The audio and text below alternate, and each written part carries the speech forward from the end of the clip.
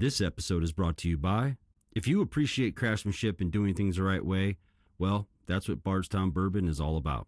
They're not just making bourbon, they're pushing the standard forward. Smooth, bold, layered with flavor. Whether you're winding down after a long week or celebrating a big win, it just fits. Bardstown Bourbon. Modern flavor, timeless craftsmanship. Green River Whiskey is authentic Kentucky whiskey with no gimmicks and no shortcuts. It's just done right. Smooth, balanced, and refined over generations.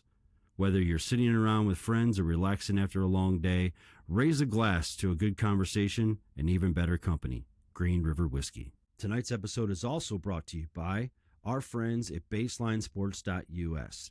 If you're a parent trying to figure out what equipment your player actually needs this season, this is the place to go. They've got quality gear, trusted brands, and everything you need without wasting money on the things that you don't.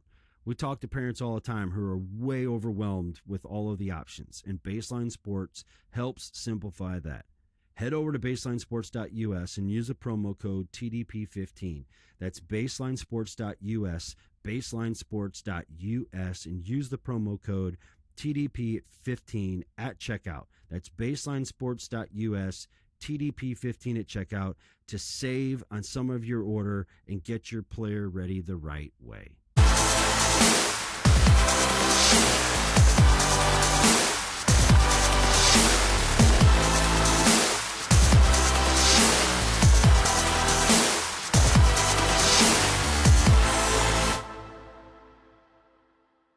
What is going on, everybody? Welcome to the Travel Dads podcast, brought to you by Bardstown Bourbon and Green River Whiskey. I am your host, Jason Corley, alongside my amigo, Jacob Moreno. Bienvenidos a otro episodio de Travel Dads podcast. Bro, tonight, it's on. It's on. It's on. It's on. We got a good one tonight, man. We have got a good one tonight. Folks, we're about to be joined at any moment. Actually, we probably have about, 10 minutes maybe before he joins us. But we've got a guest tonight, man, that I am stoked about. I am absolutely stoked about, just because I think it's going to bring, man, I think this is going to bring, you and I are trying to give different perspectives, and I know that our opinions get this thing gets flooded with our own personal opinions. Yeah. We talk about it a lot for ourselves and what we see and, what us as dads see. And I think the guest we're going to have tonight, we're going to see from his side, I was just sending him a text telling him that we're ready to go. No, you're good. You're good. We're going to see from somebody that's been there. Yeah. And I feel, he did it from the inside out, where now he's doing it from the outside in. Yeah. And I feel like a lot of the conversations we're having with zero experience And a little bit of knowledge that we've picked up on the way. Yeah. Let me rephrase that. A lot of experience of what we're doing with very little knowledge. If we're doing it, that's a better way to put it, because I would say that, what is it? It's like, I don't know, you might know, you would know better than I am. It's like a truck stop hooker. No, I would not know that. But I mean, like, I would not know that. She's been in the game in a year. It's like 15 in dog years or something like that, right? Yeah, but no, I wouldn't know that, guys. So I'm not in that category. No, what do they call those? Lot lizards? The lot lizards. Lot lizards, yeah. So I feel like tonight, and even like with our conversation with Cairns and Hammond, Coach Cairns and Coach Hammond, they're coming from it from the older boys' perspective. So it's a lot of experience of what to look forward to, but trying to get them to wrap their brains around what it used to be like at 12, I know is kind of hard, because they're so encapsulated with the last 24 months or the last 18 months. So this will be, and now they're in it for the moment now. They're in it for the moment now. I think the past is when they sit down and get to walk through memory lane with pictures and stuff. That, it's I'm sure for them, it's kind of hard to, this is what we did. You know what I mean? Like, because they're so wrapped up, like you said, in the now.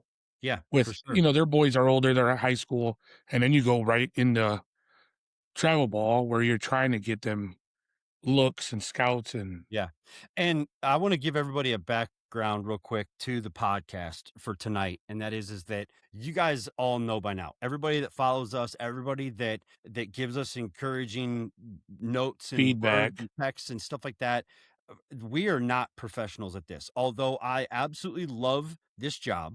I absolutely love this job. And I pray with everything inside of me that it grows into something that Mhm. all I can do is produce travel ball content for you guys. I hope so. That's That's the the goal. plan. I That's the mean, goal. But this is we're not a professional production here. And so tonight I actually talked to Jacob before the pod, well, a couple hours ago. yeah. We kind of had a little breakdown of like how tonight was going to go because I've spent probably 12 hours going through notes of things that I want to ask him, and they're questions that I know my best friend wants to ask him. So Yeah. thinking for us both, told Jacob, I was like, I just need you to keep the conversation that you ask the engaging stuff that is the follow-up stuff. I want you to ask the follow-up stuff that comes naturally because I want to be able to stay on track. I do not want to get off track with Coach Bean tonight. You know what I mean? Like I get it. I don't want to rabbit trail and find out we only covered 2 or 3 things and it's been Yeah. like I want to go through this list of things that I have thought about because That I'm you've worked on. I mean, because you sat down and did research. 100%. Here he is. Here's Coach right now. I'm gonna tag him in like on WWE. There he is. We're tagging him in. Place. Coach, What's up, guys? What's up, man? How are you? what is Good. happening? What is happening, my man? No, excited. I actually was watching some of your one of your podcasts. You were talking Oh, about shit. prices and why it's all over the place. And I was like, because you got to pay bills, and national teams don't pay bills. Ain't that the truth? Ain't Well, that hold the on. truth? And It I don't have a daddy depends. Warbucks, so everybody's got to Yeah. pay. It depends. It depends what national organization you're paying for, Yeah, playing for, that's true. because there's some that do pay. Hey, we'll get there. Save it. I know. Save it, you two. I Both know. of you, save it. I know. Save it. Folks, right now we are joined by legendary Coach Beam. Would you please introduce yourself to everybody? Give everybody a 30-second background on, because I know that you started your, I don't want to say you started your career, but your coaching career started at East Cobb, which we all hold in very high regard, but there's so much more to it. And instead of me butchering it, you just do it for me. Yeah, no, thank you. It's I'm excited about being on here. I watch you guys stuff. I'm a fan. So I'm excited about being on here. And I love the angle that you're taking. You're just being honest. Like the unadulterated, tacky version of it is exactly what people need to hear. We're just But idiots that are trying to figure it out. absolutely. So my name is Chance Beam. I own Titan Sports Academy, B&B Custom Apparel, Top Velocity Kennesaw, and Recruiting Made Simple. I call my career in this whole baseball business the great accident. So I was in mortgage and banking, moved to Atlanta with, if you ever need to figure out, I'm really good at recruiting, go look at my wife. Absolute smoke show. So that's how I'm able to do this. So I've always been good at recruiting, and that was my first best number one A1A recruit. So with that being said, you knew you were the 1%er early on. yeah, that's right. I knew I was it. So I started in mortgage and banking, suit and tie it every day. I was downtown in high rises in Atlanta. And I had a buddy of mine named Miles Shota, and he contacted me, and he used to be an agent for John Smoltz in the big leagues. So he Okay. calls me and he says, "Hey, I got this kids team over at East Cobb. You want to coach it?" And I go, I Right. don't want to coach kids baseball. I just came from college baseball professionally. I was at University of Tennessee. We finished third in the country. I was at Carson Newman D2 school. We had the national Division II National Player of the Year, and I was like, oh, I don't want to coach kids baseball. And that's funny when you say that. God laughs at you when you say, never will I ever. And 22 years later, here I am. So it really took a life of its own of kind of being in this. And I'm a self-proclaimed, I'm a business guy with a baseball addict and a problem. And so that's kind of I try to get out and it keeps sucking me back in. And so that's kind of how this thing started. And we've been so blessed. We've had won 22 national titles, had 1,200 kids go and play college professional baseball. If you appreciate craftsmanship and doing things the right way, well, that's what Bardstown Bourbon is all about. They're not just making bourbon, they're pushing the standard forward. Smooth, bold, layered with flavor. Whether you're winding down after a long week or celebrating a big win, it just fits. Bardstown Bourbon. Modern flavor, timeless craftsmanship. Okay, stop. Hold it. The 22 national titles, all in one organization, multiple organizations. Explain So that. they're all within my Titans organization from the Okay. time that I was at East Cobb to we broke off and on Okay. our own and all that kind of good stuff. So Okay. it's been a ride and it's been interesting because, I've been obviously at the forefront of this, and we're being at, I can go driver to East Cobb. If you've ever been to East Cobb, you literally have driven right past my building, Titan Sports Academy, right there on Kenton Road. How close is it to Kennesaw State University we were just at Friday? You probably would go 4 drivers away and you're there, 2 drivers from my place and you're at East Cobb. We're Okay. really that close. Okay. So if you were at if you were at Kennesaw State, their new stadium, Brian Coe, man, We were across the street at the Hampton Inn. absolutely. So you're right around our place. If you drove to East Cobb, you went right past my place. 2-story brick building, Titan Sports Academy. We have the outdoor cages and field right behind it. And Jacob, I'm pretty sure I know exactly what he's talking about. So I'm picturing it in my head right now, and I'm there's like, the 2 oh, stoplights the that are kind of brick- is back it a to brick- back at the bottom of the hill Yep. right there. Yeah, yep, that's at the bottom of the hill. Is it a brick building? Yep, big Yep. 2-story Yeah, brick I- building. Yep, I know where it is. Yep, Yeah. I know where it is. And so, And then- because I kind of live in the shadows, if you will, of East Cobb, I go driver to East Cobb. We're Yeah. in East Cobb in this area. We're probably the Silicon Valley of travel baseball. And so Oh, you're yeah. at the epicenter of everything, and there's travel organizations everywhere. And so what happens is you have to be very agile and you have to be very cost sensitive. You've got to add value. So I would say of all the things we've been able to do, and I'm so proud of the guys and national championships, but I would say staying open for 20 some odd years in this climate, and it's a constant battle. You're always sharpening your sword and making sure you're on your game, or you become really irrelevant really quickly. Yeah, I mean, obviously you're doing something right to be able to stay open that long. Yeah. Hey, quick question. So first of all, everybody, I want everybody to know, disclaimer, I sent Coach Beam the notes about, I don't know, 8 hours ago, because I didn't, this is not a got you show. This is not what we are just two But doofuses. here's one thing, not to stop you. I have to stop you right there, because when I saw your show the other day, it made me go like, these are my people. These are my people.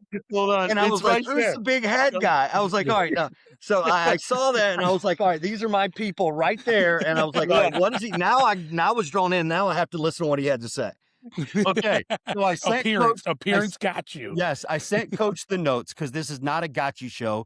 We are just trying to figure this out as we go along. And instead of us complaining about this on a tailgate in a parking lot at a tournament, Like we said, did for well, years.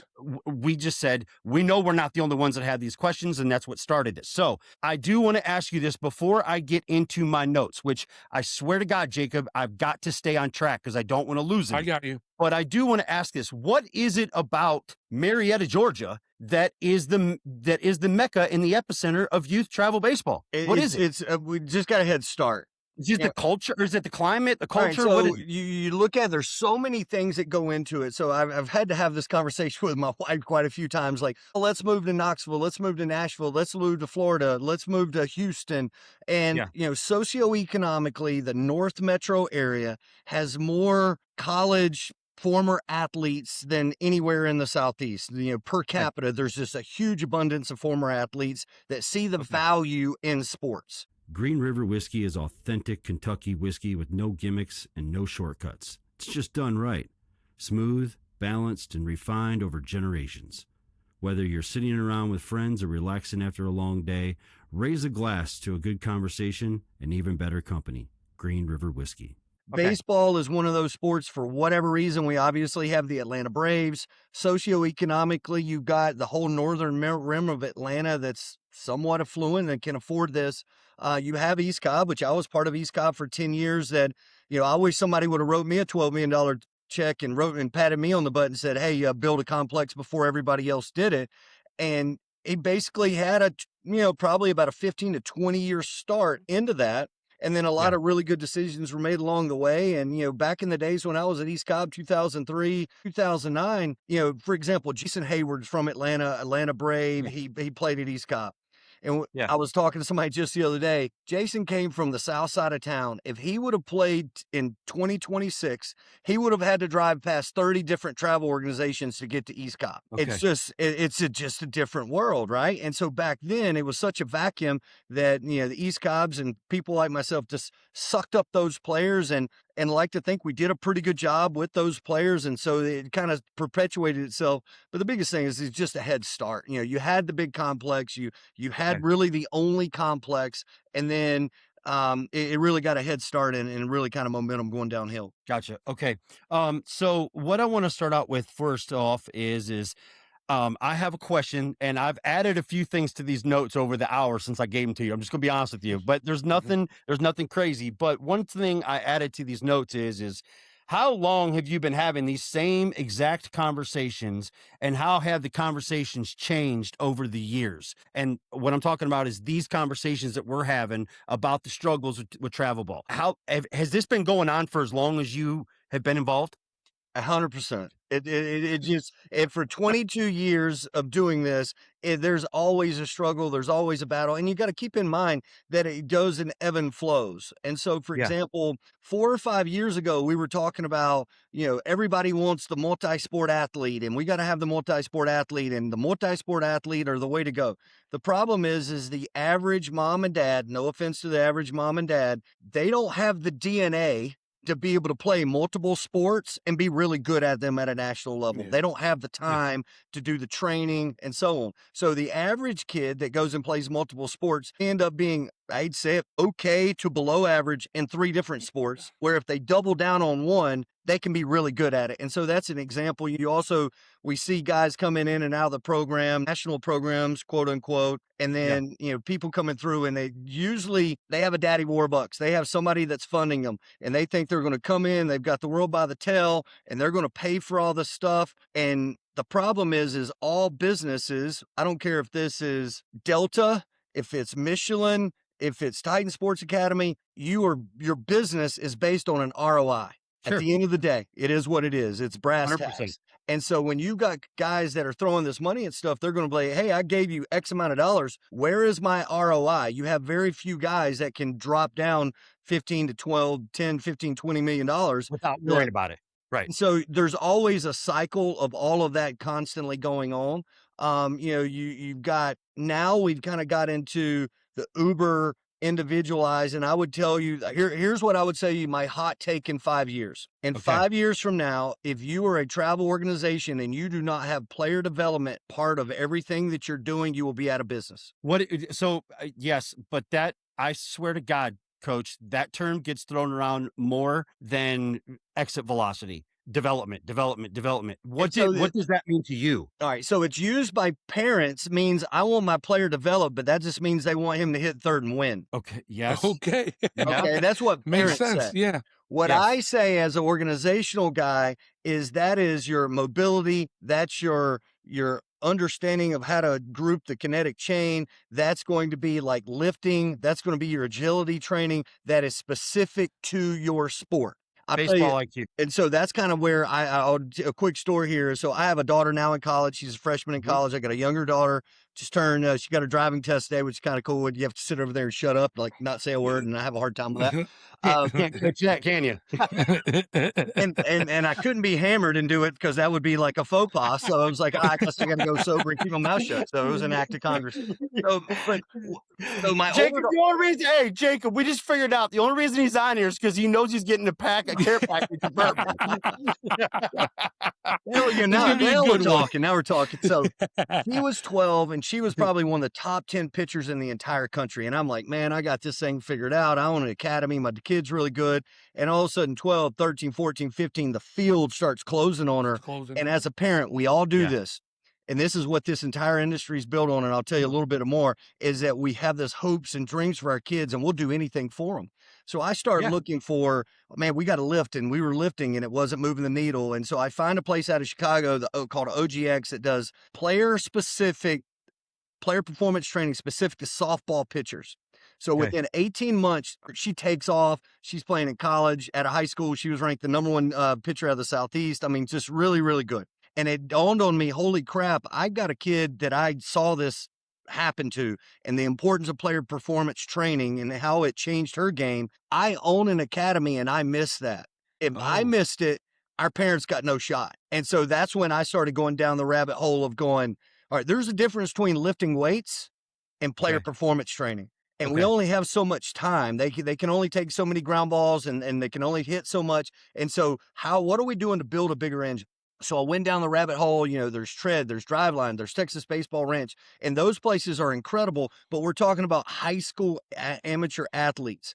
And so, I was really, really selective in there, and that's why we partnered with Top Velocity. And now I've gone through it, and I've really seen it firsthand. Short story here: 22 guys I had in the fall that could commit to doing 4 to 5 days a week with doing Top Velocity. Now we got 150 guys in the program. We got football players on. I said, you guys are my test dummies. I need you to be able to, and we're only going to do what they tell us to do for 3 months. In 3 months, kids from 14 to 17 gained on average, gained 5 miles an hour. We had 14-year-olds gain 10 miles an hour, and we had 17-year-olds gain 3. And here's the kicker.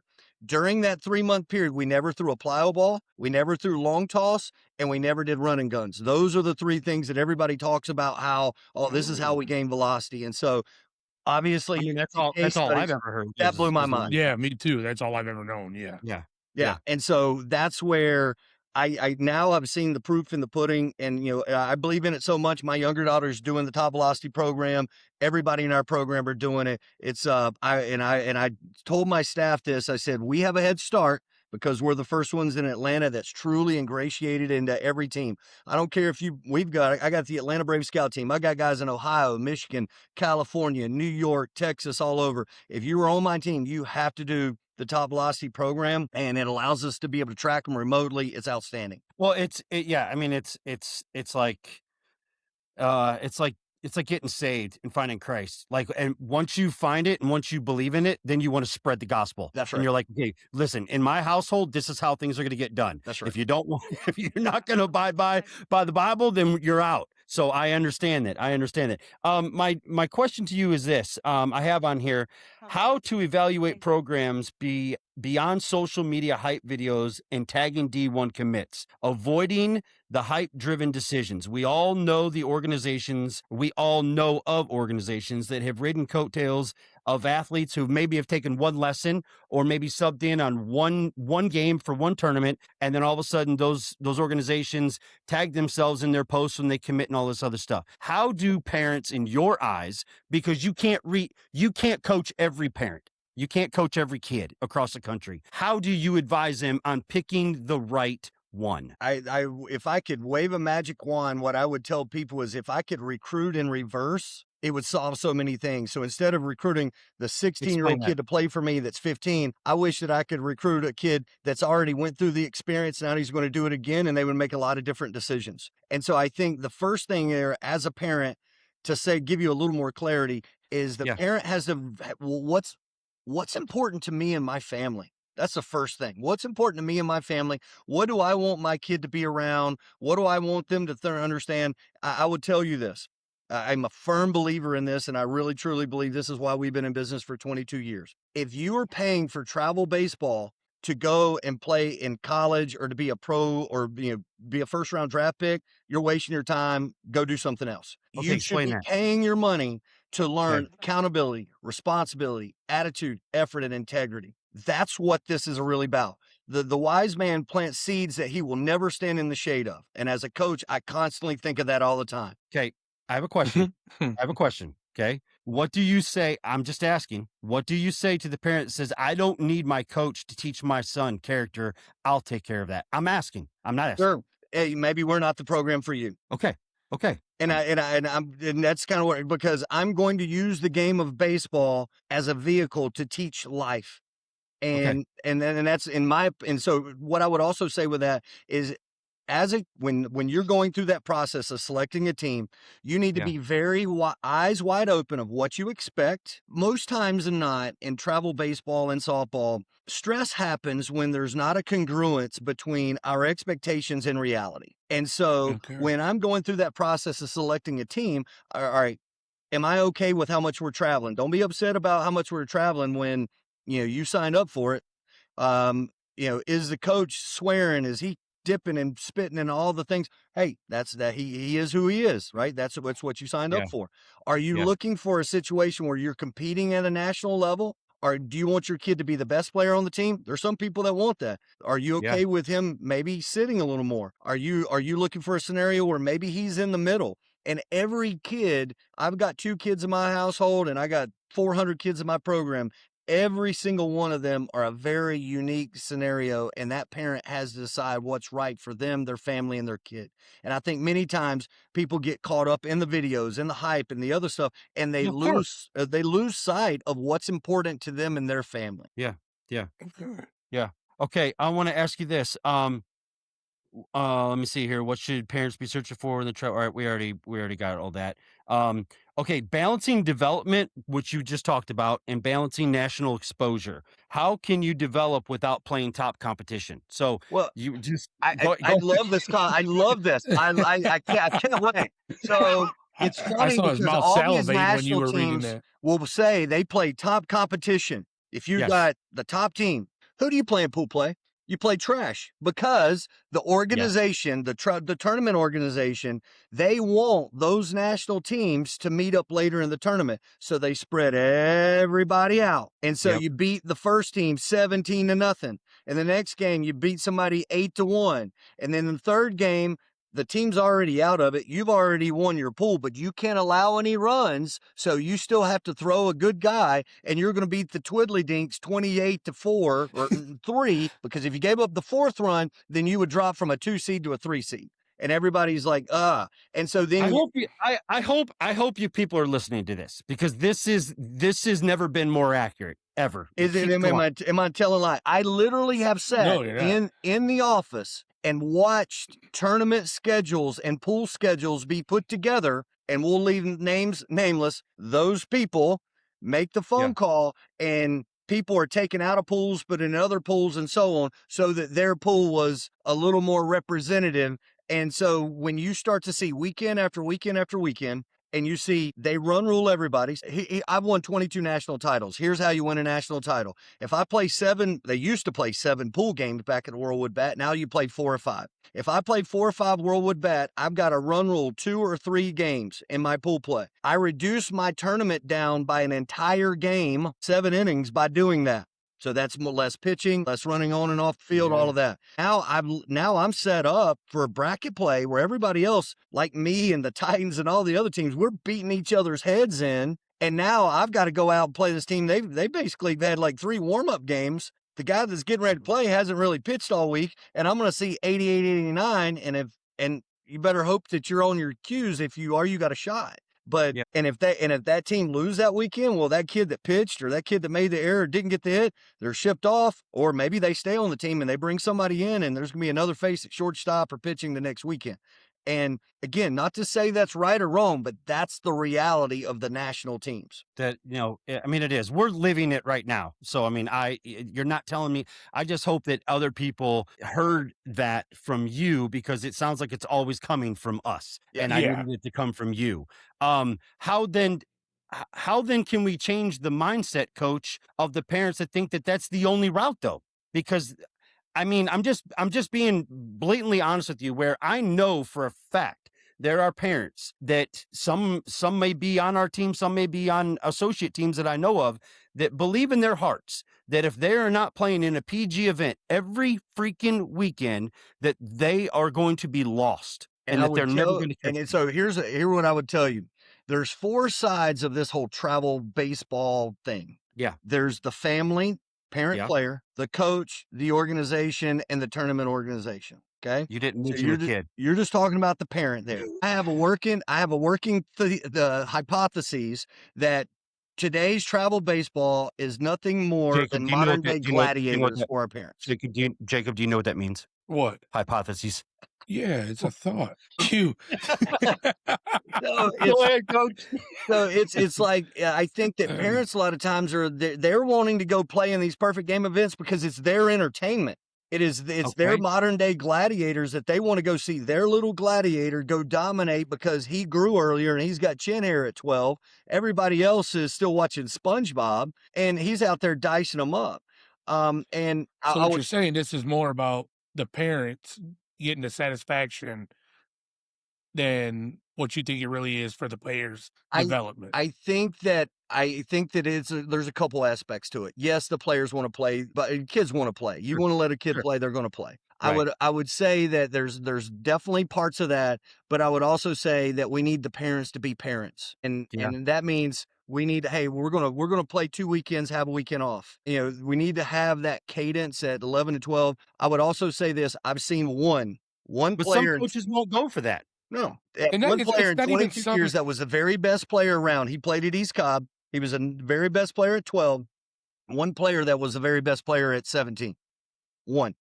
I've seen a gazillion of those guys that were really, really good at 12. And by the time he was 17, he was, hammering nails and working on a roof somewhere, or he was a mechanic or whatever the case may be. And I've seen a lot of those guys that be pretty good players, but I would tell you that guy that's on that number 2 team that never was maybe that top guy, and he grinds, late he bloomer. works, and he keeps going, and he keeps going, and he just keeps, in my opinion, you keep receipts. Right? You just kind of keeping cabs. So I got a chip on my shoulder. Like, I'm going to remember that. I'm going to remember that. And all of a sudden, he hits that growth spurt at 16. Here's a great story for you. It's Victor Scott, starting center fielder for the St. Louis Cardinals. He played for me at 16. Played for me at 16. In 2017, he was the 11th highest batting average on our 16-year-old team. I'm going to say that again. At 16, he had the 11th highest batting average on our 16-year-old team. Of everybody that's on that team, he's the only guy still playing. I have a question regarding that. But was he one of the top 10% of the door codes at your facility? He was, yes, he's going to be a workaholic. Yes. Because you said you mentioned in a podcast how you took numbers. Jacob, this is so incredible. I passed this on just so you know. I watched that podcast and I paid attention to it and I sent it to Coach Cairns. I said, Coach Beam just talked about taking the statistics from his door code on the building because each family has an individual door code. And he said, yes, he took the top 10% of door codes used, and you said 70% of them, only 70% of them went on to play college baseball. College baseball or softball. It was it's 10 times higher than the people that showed up and keep working. And again, if that's not a testament for what hard work does, I don't know what is. But again, it goes to the whole idea that all the heroes and champions in life have not already been chosen and you're not it is not true. And so I say that to say at 12, we get so emotionally attached to our kids and we see them succeed and all those things. We have to understand that, 5 years from now at 17 is a very, very long way away, and that we can hurt them. We can burn them out. We can do a lot of things at that very delicate age at 12. They're still picking their boogers and eating them and watching SpongeBob when nobody's watching. I'm not pushing back on this, but I'm going to defend us. Okay, because I'm one of us, and that is that I think though that the reality of it, Coach, is the fact that we just want something better for them. Most of us that are in my age bracket, 50, I would say 40 to 50-year-olds. Okay, we come from an era where this was never an option. We had American Legion ball and hot stove is what we had. Okay. And so all of these doors, all of these options were never there. And so for us, we just want to we're willing to move heaven and earth to just get the options to them. So I understand what you're saying, but I also I don't know how to shut that off. And it's I don't know how to hard. shut that off. And here's what I'm saying. You know what this makes you? Human. You're a parent. You love your kid. And the only thing that I have that you don't is 22 years of seeing it. Right. And so you're going to go back and you've got 4. And so I've got 5 plus times in that. And so the only reason I can have this perspective is I've seen it over and over and over. When my first daughter went through I can look back at me at 12 and I was an absolute nut job. Nut job, right? But now I've had more time removed from it and I go, oh man, that was probably shouldn't have done that. And you'll probably but at the same time, you will cherish this time that I say all of that to say this. You will cherish this time that you have with your son and the things that you guys are going to do that will last a lifetime. So from that standpoint, You can't. It's a give and take. Yeah, Jacob and I have had conversations, not just alone, but on the podcast too, talking about how we understand that we're looked at like we're absolutely bullshit crazy. We understand. Oh like man, I get that. I get that all the time from guys that Hey, I don't around mean to my interrupt, area. but Jacob, are you on dial-up, brother? No. Jacob, see, I know, Coach. He just literally funds from the podcast just paid for brand new Wi-Fi, and it still looks like he's on dial-up. I know. I'm on it. I'm You waiting guys for are the clear. AOL sound to go off in your background. You guys are clear as hell on mine. No, you look like I'm looking through a bourbon bottle, is what you look like. Yeah, but no, Jacob and I have had this conversation where we know that we're looked at like we're nuts. We get that, but at the same time, brother, I wouldn't trade any of these car rides for anything. Absolutely. Yeah, that's me. I've told this in the past, and I'll let Jacob tell his story, that I am closer with my son than I ever was with my dad. Because 100%. And that's the thing. Like with my son, every time we travel, I'll be like, we can fly. He's like, I don't want to fly. I'd rather drive. And it's the conversations we have on the drive or the sightseeing where we can stop and pull off. And, it's the little things like that because, last year he got hurt in June and didn't play all summer long. But it was those conversations. We'd sit on the couch watching baseball. I'd be like, oh, remember we drove to Myrtle Beach and we stopped here? Or, just the little things like that. We've driven to Houston. We've driven 18 hours. That was drove to Houston. And to him, those were the great, some of the best memories for him are the ones driving. And, or the one last week coming home from Atlanta when you took him to Magic City. Don't forget that one. Yeah. Don't forget that one. Yeah. Don't forget that one, Jacob. Don't leave that one out. Yeah. No, let's not leave that out. I mean, I did take him. Leave that out because that one got cut out of the last podcast that we didn't go. Yeah, we took him to Magic City, so let him take a picture in front of the building. Yeah, you took a picture, all right. Yeah, he's standing out there. I've never seen. Last time I saw that kid grin that big was when he got a PS5. Like he was just like, well, you saw what you know why he was grinning. Dad, make sure you tag him. Tag him, Dad. Make sure you tag him. Hey, Coach, do you think that the travel ball is watered down? 100%. Do you think? Okay. 100%. And the reason why I ask that is there are some really. How do we fix that? We've all heard We've all heard the Greg Olsons of the world and the Chipper Joneses of the world, like, make rec ball great again, all that kind of stuff. I'm a proponent of it. I'm not against it in any way, shape, or form. I'm not saying that I would do it, but I might. I don't know. But when did that trend change in your eyes as being in this for 20 years? I think that trend, you really started seeing momentum with it from in the early 2000s, really about like 08, 09, 2010, and it really just kind of snowballed from there. And so, for example, in 2009, I was the number 2 team when I was at East Cobb. At 16. Okay. I coached 16 every year. Gary had the Astros. I was the 16-year-old Titans, number 2 team. The left side of my infield went to Clemson. My second baseman went to Georgia State. My first baseman went to Tulane. My catcher went to MTSU. The top 3 guys on my pitching staff went pro. The next 2 guys went D1. The center right fielder went to Kennesaw State. I mean, you just go down the line. If I had to put that same team together now, it would cost me $100,000.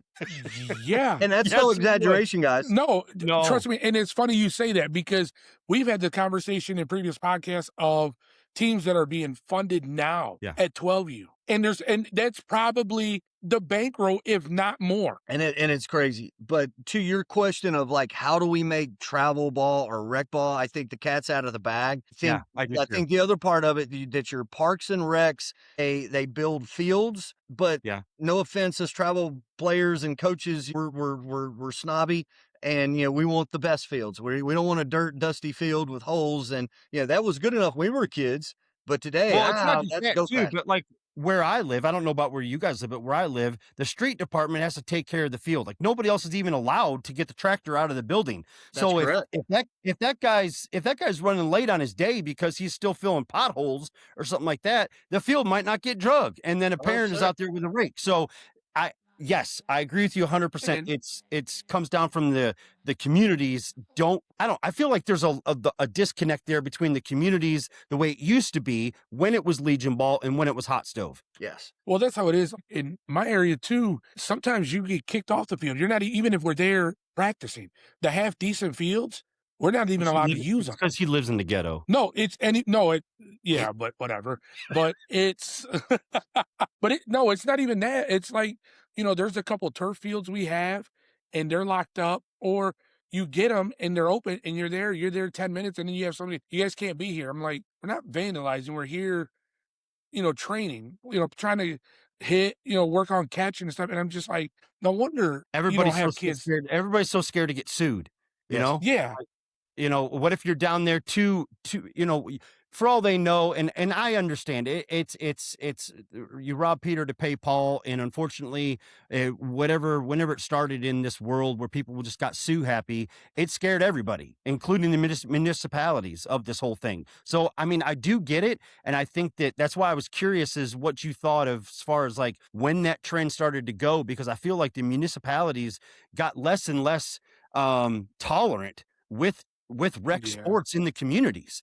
I mean, you can't even go to the school on a snow day and shoot hoops when there's no school because they're liable. That's right. They're liable. That's right. And it's just I was wondering. My question to you now regarding rec ball is this: I'm doing so good on staying on track. It's not even funny. Look at you go. Yeah, I do. I'm telling you. Take your medicine today? I did. I took one of Brooks's gummies, the focus ones. I did. When do parents need to draw the line, or how this is gonna come off so bad, and I don't want it to? When do parents need to draw the line that travel is not for them? And I think here's what I would tell you. I think that it's got to be driven by the actualization of you and your child. You have to, I just can't say enough that people, they go, oh, this is what we decided to do. And again, if we made a commitment, we're finishing that commitment. That's how I do my household, right? But we also need to understand is little Johnny dragging me to the facility? Is he dragging me to the field? Hey, Dad, can you come out and play catch? Hey, Mom, can you feed the pitching machine? Can you do this? I've got one in my own household. Like, she's 15, so she actually just turned 16. She's sophomore in high school. And I've seen her in the matter of 4 to 5 years go from, hey, you want to hit? Nah, I don't want to hit. And she's like, well, why would I hit? I don't want to be that good. Right. So, and then I was like, who says you're any good? And yeah. and then now it's got to the place where first day driving today, she drove herself to the gym because it was day to get a lift in. I was out of town and she's, hey, Mom, can you come to facilities and feed the machine for me? And it's like, it's totally flipped. And I think understanding your child and understanding where they're at in that process and feeding that, whatever that is. Okay. All right. I mean, because you kind of stole one that was down the list, and that, which is why you used the word flipped. But so we already know that you don't believe, and in your heart of hearts, that elite national teams, that they are funded. I have a question for you that this is going to go along with the end of the conversation when we get into the showcases and the PBRs and all that stuff. But do you think that the elite of the elite is blockbuster programs that are throughout the country, which I actually named some for you earlier today, and Jacob, he didn't have a clue who I was talking about, which was incredibly awesome. Like I named off you know what I mean? Like he's so seasoned and he's been doing it for so long. It's not even a blip on his radar because it doesn't matter, is what I'm saying at our age. But do you believe that these organizations with these top level elite teams, do you think that they should be free? Should they charge? Because they're making so much money off our kids, Coach. Well, here's what I would say. Are they? And then, so that's what I would argue. So, and that's why I said I've done it for 22 years. And so some of these names of these people that you were talking about, I like, this is my word that I use for these national teams, all intergalactic showcase elite supreme. I want one of these things. I swear to God, I want somebody to name themselves that. And I want to just like say, and it has to be long sleeves so it can say from wrist to wrist. From wrist to wrist. Because what happens is that's a hell of a tramp stamp. Damn right. And so what I would say is that the question there is that in the short term, you have these people that are funding these teams, and I've just done it long enough to see the track history. You have to like you think about Canes, East Cobb, 5-Star, USA Prime, some of those organizations that have been around a little longer, they're the national level. They have a lot of teams that fund those higher up teams. And until you can kind of create the 800-pound gorilla animal, that now when that national team wins the national championship, all right, there's probably some ROI because it helps us recruit more teams at the younger age groups, or maybe brings in a 17th number, 16U team. Yeah. But when I'm a smaller organization and I'm like got 20, 30, 40 teams, even 100, yeah, I'm paying. I can tell you this, my margins, I laugh and say, man, I have a master's degree. And if I really wanted to make money, I sure as hell wouldn't do travel baseball, because the Then why is everybody doing it? well, because they're doing it. Are you able to make money? Yes. But the thing that I would tell you is out over the course of time, if you screw enough people, then karma's going to get you. And so what I'm seeing is, Jacob, did you hear that? Yeah. is so that, and I did. again, I say some of these names, and, let's say like, SBA, he's out of Charlotte, Showcase Baseball Academy. Yeah. And he's got some funding teams. Well, he was a guy that did very, very well in another business. I actually know him from high school. We've had a very nice guy, and he sold some other businesses, which has allowed him to kind of bankroll some of the things that he's done to kind of blow up on the scene. But at the end of the day, he's going to have to reach a magnitude that it can start to self-fund itself, or he's going to have to start look at it and go, from a ROI, why would I keep throwing good money after bad? And so there's very few people that can get past that point to flip it. Maybe I wasn't smart enough. I wasn't able to do that. And so I was like, hey, everybody's got to pay. Well, we feel like, Jacob, I think you can add to this as I say this, but we feel like we see that in massive quantities now. Okay. In 2026, at the 12U age, we have been watching this from 10U to now 12U, where you have, what do you think, Jacob? Seven programs that are just monsters. With hundreds of teams that are fueling the national teams, and that's why they can go out and grab, the best players, but that don't have the money, and they're out there grabbing it, and that's why they're stacking these teams. Do you blame the parents or do you blame the organizations? Well, I mean, and it's kind of like, and here's what I would say. It's the chicken or the egg. Which one comes first? The organization's funding the team because they know if I can win this tournament, it gives me the cloud, it gives me the social media presence to be able to add additional teams. But then it starts to become a calculus equation of, if I pay X amount of dollars, how many teams do I have to bring in for it to make sense? On the second side, as a parent, I think this is where, again, 22 years of experience and watching people go through the program, and they don't realize it. They don't realize that parents are poisoning the well for their kids. And explain that, because you said that earlier on the phone, and I know, Jacob, explain what you mean by that. And so what I mean by that is, once you've taken a kid down that road of 10 or 11 or 12, God help us at 10, 11, 12, I would even say at 15, 16, 17, and they went through the paid route where everything's paid for, that kid, now the expectations of that kid are skyrocketed high. The parents' expectation are skyrocketed high. And, oh, by the way, we're playing a game of baseball that you're going to fail 70% of the time. And if you do that over the course of your career, you're going to be in the Hall of Fame. It is probably aren't even going to like when he gets to 16 anyways. and yeah, I mean, and so you're poisoning the well, because there's a couple things that people don't do in that calculus of thinking about, well, yeah, you're going to pay for me. So if you pay for my child to come and play on your team, and he's pitching every single game, and they're breaking every tournament rule. And let's face it, tournaments don't keep up with the freaking rules. The parents have to turn them in, and that's the only thing. And he's playing in this tournament, and he's playing in this tournament, and he's doing this, and he's playing all the time, and he's paid for, and they've bought your flight, and they've done all this. Are you going to be able to walk over to the dugout and say, hey, he's not throwing this game? No, he's you have no say for. so. I paid for him to fly out here. You knew that you were coming. Little Johnny, get out there. Let's go. I need you to throw 17 sliders or curveballs in a row. You can't do that. He's 12. I paid for him. He's my piece of meat. So what you did, you just sold your soul. I hope you guys heard that. I hope you guys heard that. And then on the other side, say I'm on that team, and all of a sudden my 12-year-old's a pretty good little player, and he walks out there with the other 12-year-olds that are one day away from 14 that have reclassified. They're all 6 foot, and he's a nice player, and they paid our way. They paid this if they're paying the hotel, and we get out there and he's got the uniform on. He's looking up at all these guys like, dear God. And he never plays. He never gets one at bat, never goes in the game. As a parent, what are you going to say? You've been paid for. What are you complaining about? You haven't paid a dime. I'll play him when I need to play him. Sit over there and we'll let you know when we're going to put him in. Otherwise, be quiet or move on. And so, So on you sold either yourself side of out. that equation, completely poison the well. And so we've stolen the purity of the game at that point, in my opinion, from some of these kids and families. And are there families that can navigate that and come out the other side and be unscathed and, man, just really appreciate everything they're doing?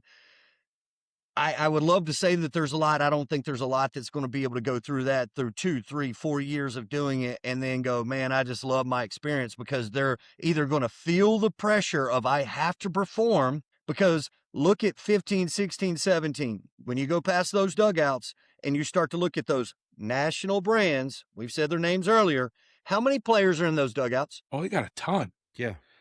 20? 40.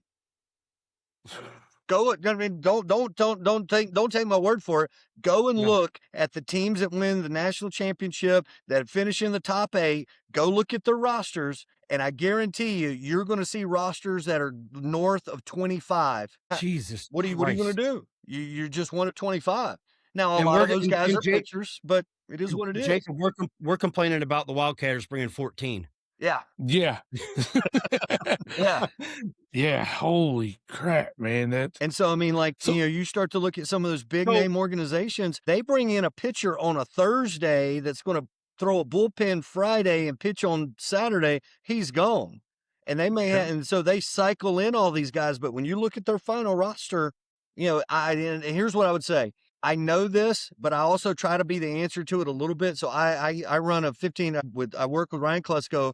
I coach the 15-year-old Atlanta Braves scout team. We have 17 guys. That's all we take. 17. Yeah. And so the problem here is I know if I try to win, but do it the right way, I'm not going to probably win a whole lot. I'm going to win. Don't get me wrong. I'm going to play at a national level and I'm going to be able to compete at that level. But am I truly going to be able to go, good luck, boys. Everybody else is playing for second. Go check out what I'm getting ready to run out there. Right? I'm not, because I'm not paying for hotels. I'm not paying for airplane flights. I'm not flying the guy in and out. What about the parent that there's no chance they could do it without that? What about the single mom? Yeah, they're having a financial There struggle, right? There certainly are those scenarios. Here's what I would say at 12, there's nobody at 12 that needs to be flying from California to East Cobb to play in a 12-year-old World Series, and that's the end-all be-all. That's not true. But that is happening. We've seen 100%. I know it's happening, but I'm just telling you, at 16 and 17, can that happen? Maybe it's a little more important to that happen, but I would also say at 16 and 17, there's nowhere. Here's one for you. Do you really think that playing on those national teams really has to do with you getting drafted? No, it has to do with being an attractive business model so that more teams will come in and can. So do you guys realize that Perfect Game and PBR sell all the data to all the major league teams and all the colleges, universities? So the way that it's set up now is on this back end, they sell the data. And so I can say I don't know. I coach at University of Tennessee. I know those guys well. They do a tremendous job. I could say I work for the Yankees, Mets. You fill in the blank. I can say it's in the disclaimer that you sign off on when you put your kid in the system, Jacob. It also Dude, I barely even know how to read at a second grade level. You think I'm going to read that? I know, you're right. But it also, remember that went into the whole image. We talked about that. The image, they can use your kid's photo for anything they want to. That's right. Yeah. And so if I'm in one of those organizations, I can put on there any field that they have TrackMan in the entire country for Perfect Game and PBR. And I'm not mad at them, but this is the reality. I want every name of any kid that throws the ball 90 miles an hour or better and spins the ball 24 mile RPM or greater. So now, do I have to go and see every single game of every single thing? I swear to God, I'm getting to that, Coach. It's the next topic. I literally have on there, like, our colleges relying too heavy, and you're saying more than this, but our colleges relying too heavy on the big organization, and our college programs relying on big travel organizations, or are they still putting boots on the ground? They are they're putting the boots on the ground, but they're doing it in a very strategic way. I don't need to, now with all of the data, I don't need to go see everybody. I need to go see this guy. So think of it this way. College coaches, and because even at your bigger program, they can't be everywhere.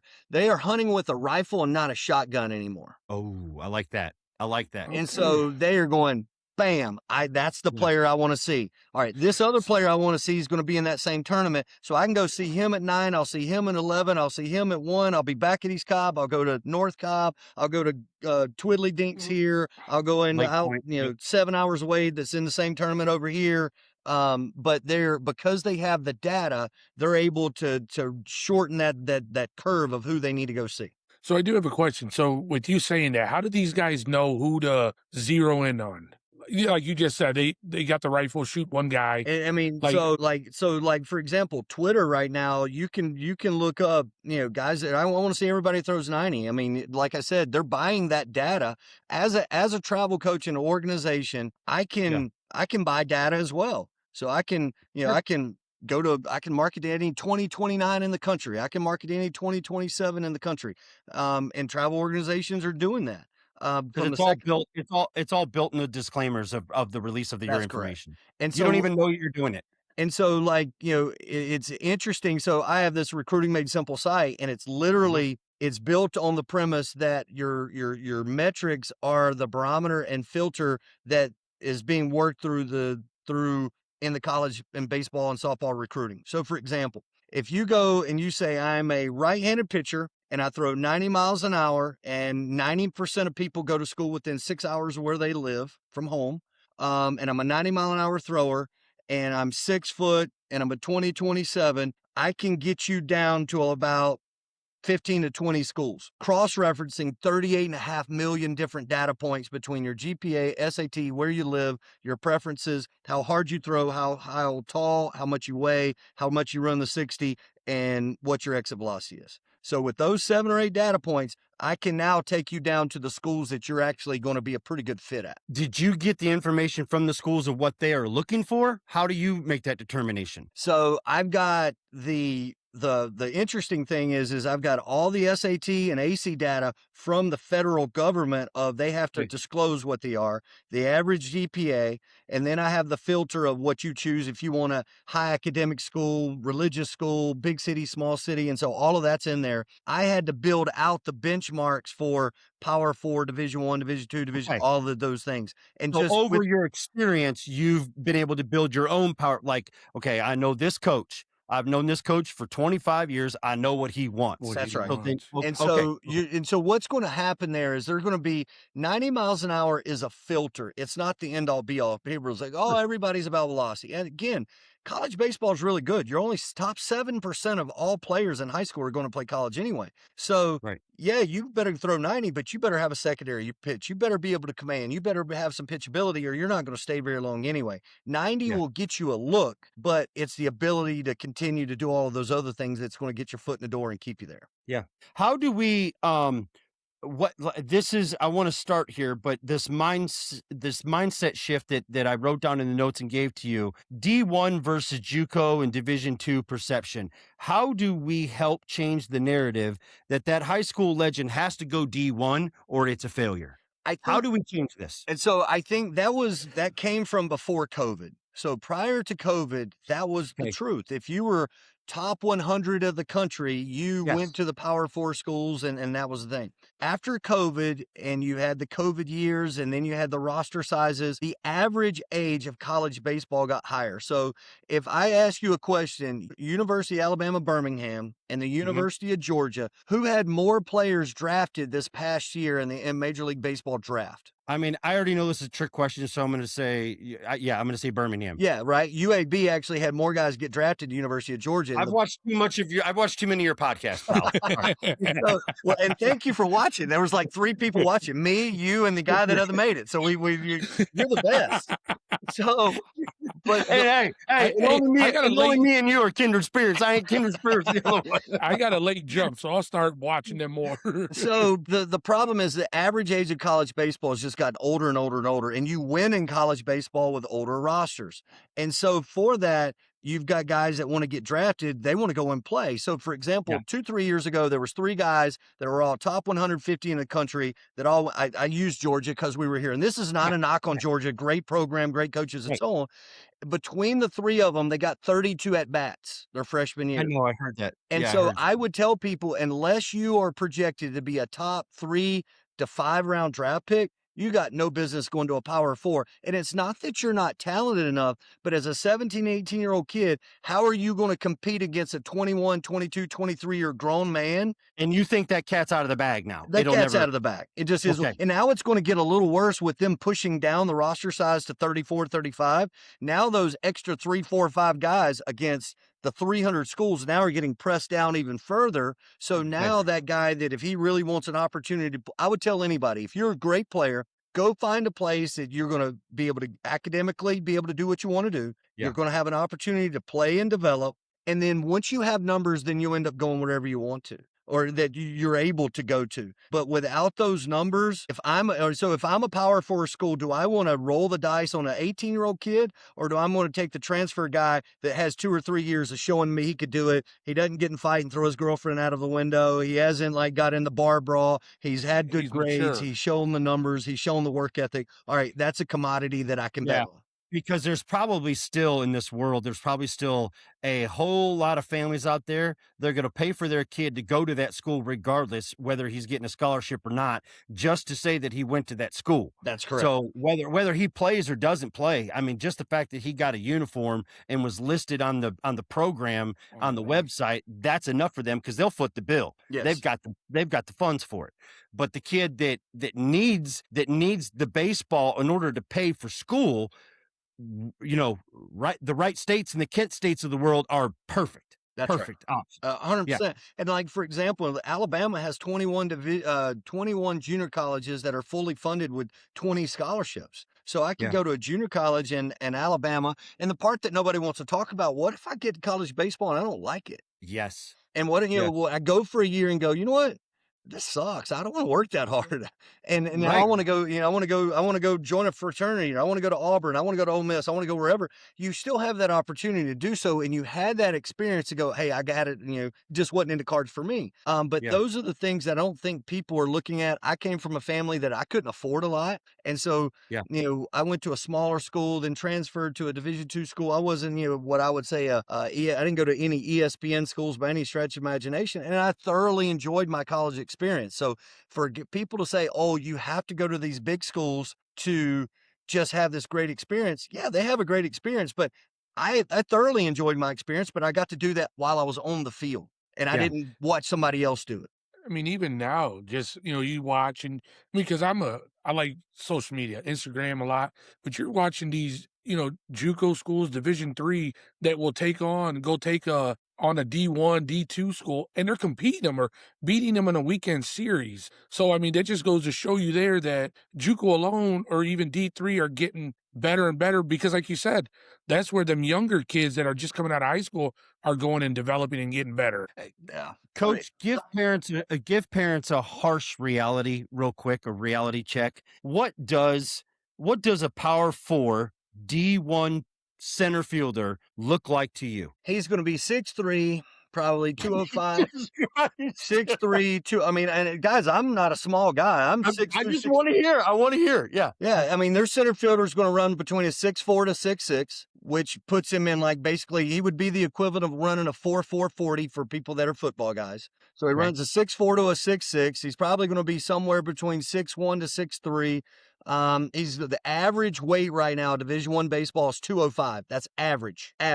So he's going to be in that ball. Now, are people like, oh, coach, this guy's 5'9". There certainly are those anomalies. You're telling me if I'm at Georgia or if I'm at Texas, what I'm looking for, this is what I'm looking for. I'm looking for a mule deer. Somebody and you have the whole country to look for it. Absolutely. I'm finding the one white elephant and I'm going to go find him. He's going to be 6'3". He's going to run a 6'4" to 6'6". He's going to be 90 plus from the outfield. He's probably going to have an agent and he's going to be on the verge of being a first or third round pick out of high school. I'm going to tell him that I'm going to get him an NIL deal and he's going to get a new Ford truck or he's going to get a Lamborghini at Texas. He's going to make about $100,000 a year. Outside of his truck, and we're going to make sure that he does underwater basket weaving to make sure that he's eligible. And when he hits balls, they're going to land in other zip codes. And when he's coming in on Texas on Saturdays in the fall, the band's going to play their own little ditty for him when he walks out. But by God, when we get into the spring, he's going to be something to behold. And we all laugh saying that. But go it's so look at true. those rosters. Go look Yeah. at Texas. Go look at UCLA. Go look at Florida State. Go look at Georgia, LSU. These are not your normal guy that just rolling out and he putting on a uniform. These are elite athletes. Elite. And out of all of those that you just mentioned, because there was a small zoo of white elephants that you just mentioned right there, out of all of those, only 1% of them are going to make a living doing it at the end of it. 100%. I just want parents to hear this. I want parents to hear this from somebody other than a doofus like myself. So that's what it looks like. Yeah, and so like for example, when I was at University of Tennessee in 2001, we had 13 guys get drafted off our team in one season. Right, we were loaded. We had 2 first rounders, Stevie Daniel, Chris Burke, who you see as announcer now with ESPN. What a great guy! Love that guy. He made our team better. But what I would say is back then you didn't have full boats and scholarships like we had now. We had 11.7. Chris Burke was on 60% scholarship. He had to pay. He was a first rounder, right? And so the world has drastically changed from what it was then to what it is now. But the other differences is that you've got all of these transfer. I mean, you look at your Power Fours, your SEC, ACC schools. Look at those rosters and look at how many times that people transferred. What's the average age? You're looking at 21 to 22 years old. I mean, college baseball has gotten a lot better, but it's gotten a lot older. Yeah, Coach. Go ahead, Jacob. I do have a question with the portal because you did bring it up. The way I think of it, it should be a limit on how many times you can hop in. Yeah, but they don't let coaches have a limit. They can go to 3 different schools in 3 years. Yeah. I think, and again, it's one of those cats out of the bag. It's a free market, the capitalist society. And I hate when you give freedom away, when you give freedom, you can't then take it away. You're not going to take that one away. Do I like it where they can transfer? Yes, but you're going to also, there's some college athletes that are learning grown-up lessons of they thought they were better than they were, and they quietly retired because they didn't exit they went into the portal thinking that somebody was there. There was nobody there to take them. And every single year there's thousands of players that enter the portal that retire. Okay, so with that, do you think that's a taught behavior at a young age from parents not liking a situation year after year and pulling their kid? Yes, 100%. Okay.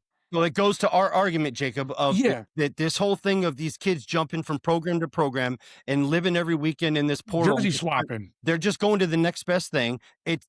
I'm telling, Coach, I have got I've been very vocal about my issue with find a club, stick with it, go through the grind. There's something about going through the grind with your dudes. Yep. And I get all this pushback all the time from all these parents that tell me, well, my kid, no, because, we're not playing this weekend. It's okay not to play for a weekend. Yes. It honestly is.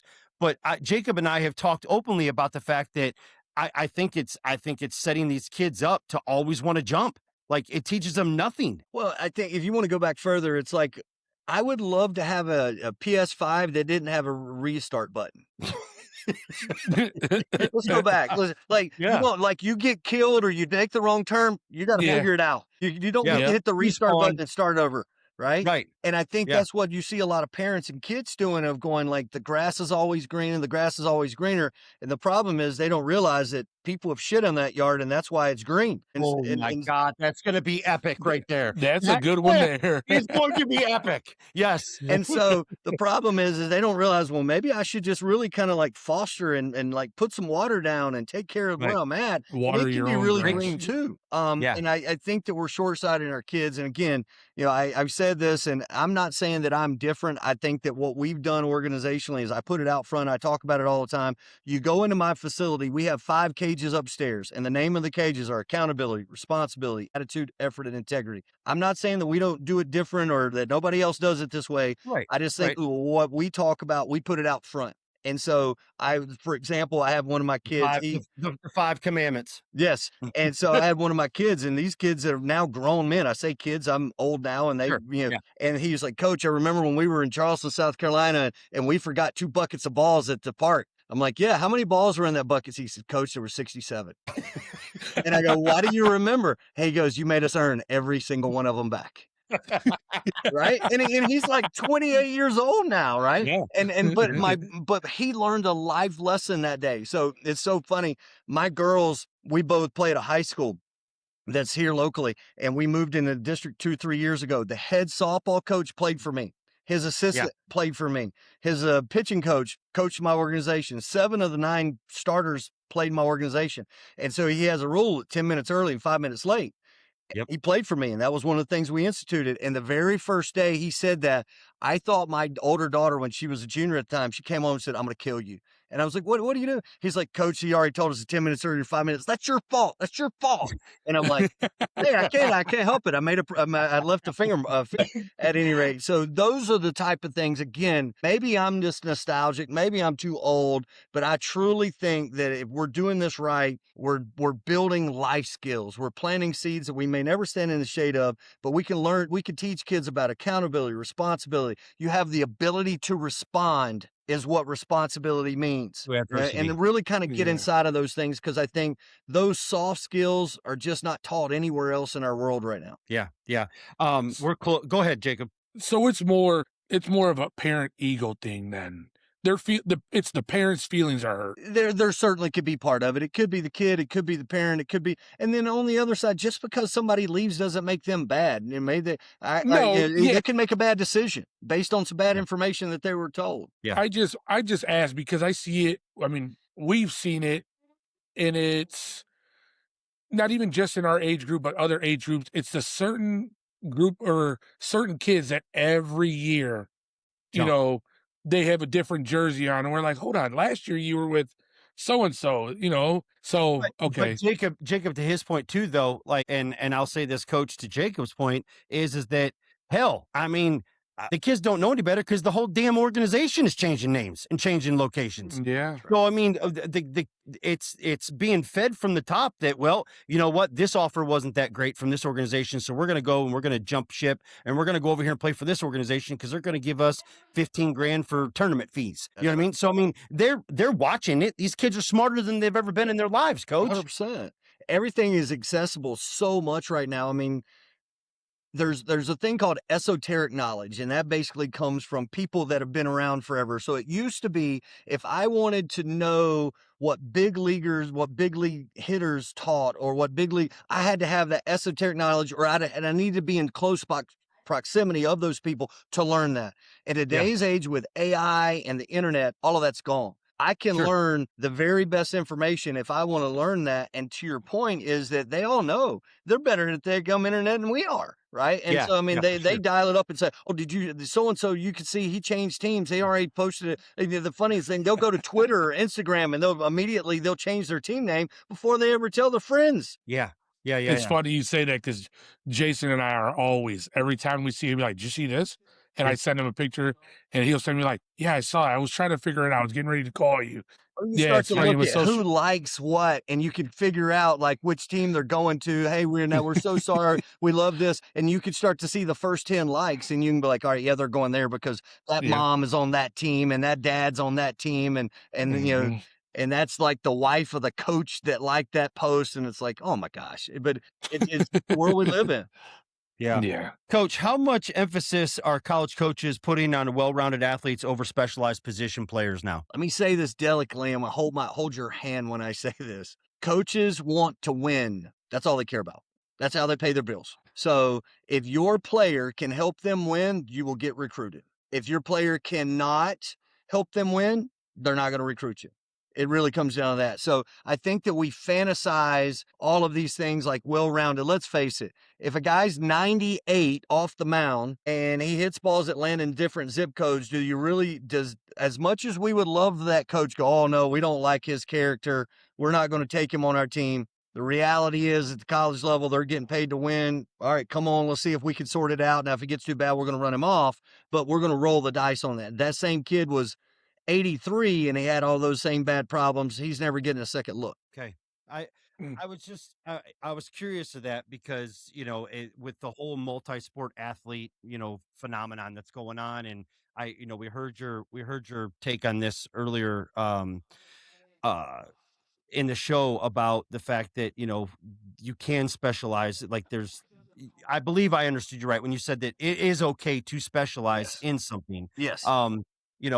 But you're also not knocking the multi-sport athlete. Absolutely. I don't think anybody's ever going to knock a multi-sport athlete. I think there's a ton of value for, especially at like that 12, 13, 14-year-old age group, play football and get your butt handed to you, Yeah. and out there in the August heat and learning to deal with the crap and getting ran over and like, oh, this sucks. Like learning what a real huddle looks that's like. right. That's right. And yeah. learning what like getting snot bubbled, what that means, at ear hole, learning what that means. Like there's some real value in that. And then I think that it gives you a much greater level of grit in your other sports. I think in baseball in particular, and that's kind of why I say player performance will be a huge emphasis. I've seen it already, but I think in 5 years from now, it will be in such a different place than it is now, is that we are a skill-driven sport. So when you take your kids places, you want to hit, you want to pitch, you want to field ground balls, instead of let's work on vertical jump, lateral jump, let's do box jumps, let's do plyo balls, learn how to use his lower half and core to be able to create more velocity, how to use plyo balls for, creating bat speed and core strength. Now, does that make him a better athlete? 100%.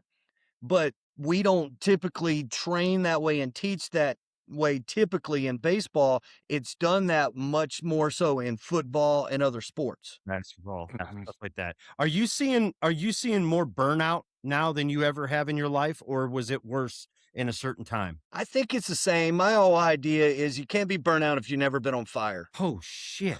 Okay. Okay, so can you- more than likely what's happening is you're frustrated and shit ain't going your way and shit's got real. And now that it's got real, how are you going to respond? And again, burnout can't happen at 12U or 13. I mean, I think that it can, but you've got to be in tune to your kid. You've got to know where he's at, having, everybody's kid is unique as a fingerprint. And I tell parents all the time, you are always going to be an expert in your child. You will watch them go to the plate and you can see if they're going to have a good at bat or a bad at bat. You can watch them. You can shake their arm and you'll know, dude, like his arm's hurting, but he's not going to tell the coach. I see him out there like making a fist with his hand and he won't tell anybody. You see that shit. I don't. I'm trying to keep this guy from hitting the other kid over the head because he's a knucklehead. He struck out and threw his bat. Then why do you give a shit? So then why do you coaches give a shit then when we say, well, we know, we pull him off to the side and be like, why are you pulling your back foot out when you're swinging the ball, when you're swinging the bat? Why are you doing that? Like we just spent 3 weeks working on that with in the hitting cage with the medicine ball. You're supposed to because he don't want to hear that from you. But I'm saying, why do you? Yeah, but it's just like we know our kid. It is a double-edged sword. I know because like I tell my kids all the time, I go watch my daughter play in college, my younger daughter play softball. It would have been much better if I would have played fucking soccer and didn't know what I was looking at. Because you probably critique, you probably see everything. So in your head's probably. So if you're ever at a park where I'm at and my kid's playing, you will see me in right center or left center, and I'm pacing back and forth, and the outfielders are laughing their ass off at me because I'll be like, or umpire sucks, or could you not, you can't pop up there. And I literally don't mean anything by it. I love them all, but this last weekend in Georgia was Jacob's first weekend as a dad. He's always been. I've never been a dad. Well, he did not know what he didn't. He literally said to us, he goes, I don't even know where to sit. I don't know. I don't know where to sit. Jacob, find you a spot in the outfield. Well, I went down the line and I'm sitting there and I'm just like, and I'm watching and just I'm like, made you shout louder because you were farther away. And so here's the tip, Jacob. Stand in the outfield because you can get a good view of home plate in the strike zone. You're far enough away that you feel like a complete asshat if you're screaming at your kid from 250 feet. Yes. And so, and here's the thing. I have the right to remain silent, but not the ability, and I've done that before. So understand, like all the things I'm telling you, like I'm that guy too. So I'm not throwing any shade at anybody. No, and it was difficult, very, very difficult. And it's because, they want me to coach, but I think we're at the age now where I have to start separating myself because I can't always be coach. And I want to be dad too. I want to be able to sit on the sideline with Jason and, bullshit and talk, but it's hard for me because, since he was probably 6 years old, I've coached. Yeah, I would also say that if you do this right, you're giving him the greatest gift ever because you're going to allow him to be able to play for other people and understand what coaches are, what you like, what you don't like. So he's going to have greater perspective. You're no longer a safety net either in the dugout. And that's what I want to avoid. Exactly. And then the other part of this, because obviously you guys are involved in your kids like I am, it allows that Tuesday, Wednesday, Thursday when you go to hit and you go to do those Yep. things. It's now we can take all of that weight off and we can just work, and it's we can Yep. like enjoy that instead of like, do you remember last weekend when you freaking popped up with runners on second and third and no outs? This and you don't have to Yeah. carry that weight. You just kind of get to be dad and be like, all right, what can we do to help you be the best player you can be today? Yeah, Like I and said, you also, Jacob, you no longer have to be intentionally harder on Brantley. No, I don't. You don't. You can just be dad. That's I right. can, yeah, and I can just be the critique of dad, not the critic Keep of a being coach dad. a coach. That's Yeah, right. and you you don't have have to to be worry somebody about someday- 10 other kids before your kid. or Yep. their parents and what they might think that you're. Yes, all that's gone, And that's God the bless beauty the of it. coaches that do it, but it's a real weight that you wear and the burden that you bear. It Yeah. was, and I kind of I kind of had a moment over the weekend, and You think? just because it was new to me, and I was just like, you hold expectations, and the expectation wasn't met, and I'm just like, Come what? Like, what the do we got going on Dude, here? don't worry. My kid's in college and I still battle that. Well, I'm glad I'm not the only No, you're not parent. the No. only one. And that's what I try to tell Jacob. I'm like, this is welcome to parenthood on the Yeah, side. that's what he It said. doesn't come with a That's what he book. said. He goes, "Come on, buddy, You we're gonna should. do this together." Listen, in all honesty though, thank God we stopped drinking, because you have no I probably would have drank a whole bottle by thank God we myself. stopped drinking at games, bro. That's right. Is what I'm trying to Well, say. and it's funny because at Lake Point they sell alcohol, and I'm like, dude, like They you do- are inviting they do it- bad they- problems. they You just do- they inviting do. bad problems. Yes. They They do. do. I've noticed a lot more tournaments that we've gone to. They do. I can tell Because you they at do in our Florida. little park, our little field behind our place, at our little field, it's like 220. So you can do 13s. It would be a little tight, but certainly 12 and under. It's a turf infield, grass outfield. And so The they'll best run kind of like fields. 8, 9-year-old, 10-year-olds.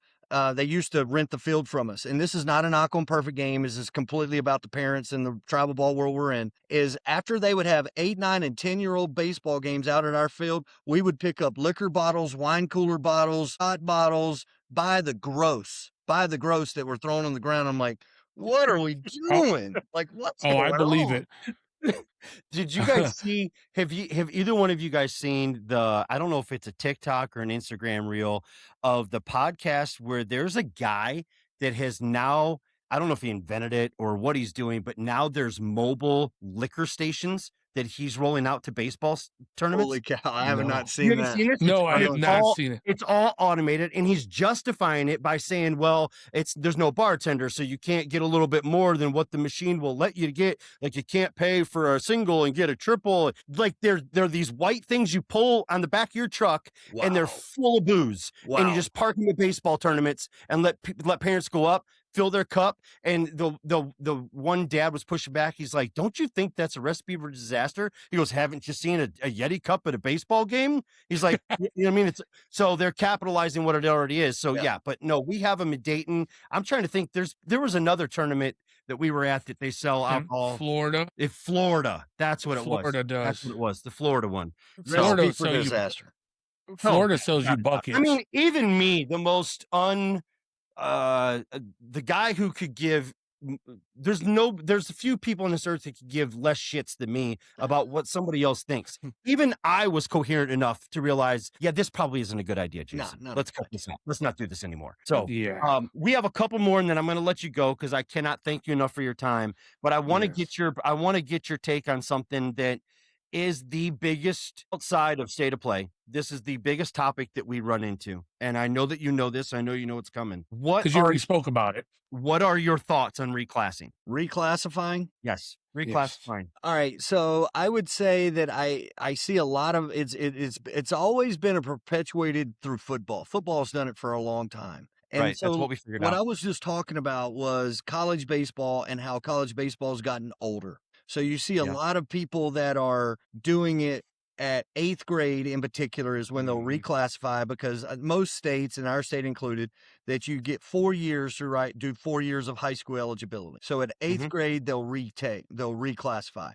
In full transparency, my daughter, when she got in 8th grade, I had the conversation with the guidance counselor about reclassifying her, in full transparency, because my mind is open of, like, I'm not saying there's right or wrong, but my job as a parent is to get all the information. I thought that lady's head was going to explode, like the guidance counselor. And she was so upset with me because my daughter's, older daughter's straight A's and the whole 9 yards, and the other daughter's been really good. And she was like, why would you do that to your kid? And I'm like, whoa, my job is just to get all the information and then make an educated decision. Where I would fall with that is, again, I know it sounds like kind of a political answer, but it's like, you're going to have to know your kid. So, for example, if I feel like there's a difference between a chronological age and a physiological age. So a kid could be 14 years old chronologically. Physiologically, he may be 12 and a half. Right. And I just know that my kids struggle with some grades. He's always behind. He's really immature. He's got some of those things. And now I start to think about it. And I would tell people, if this is something they want to consider, I would look at it and go, I'm not going to do this if it's only for baseball. I think people that do it only for sports, that's very, very short-sighted. Again, we're not doing this to play college baseball or softball or football or whatever. Now, are we putting him in a situation where he's going to be more competitive in his classroom and be able to stay on task and all those things? And again, as a parent, you're an expert of your kid. I know myself, right? And a lot of times our kids are who we were when they were coming through. So you look back and go, all right, well, how was my high school experience? Man, I was really, really terrible as a freshman, but as my sophomore, junior year, okay, I see it in him. He's kind of the same way. Does he still have baby teeth at 13? Like, I mean, there's like real stuff, right? And so you start to having those evaluations as to what is the right fit for me and my family. That's not to say that it's completely wrong, but I would say this. If a kid does reclassify, and I've had the same conversation with Perfect Game at East Cobb because we're there, and one of my Titans teams was playing at 12U, your guys' age group, and we were playing, we'll just leave it nameless who they were playing, and they had, of their starting 9, they had 8 kids that had reclassified and were damn near 14. And they were all basically 6 foot, and they're just murdering everybody. And did you call into the show a couple weeks ago? And so it's like, and so I got the tournament director over there, and I go, hey, whose insurance is going to cover the cause of death for my third baseman?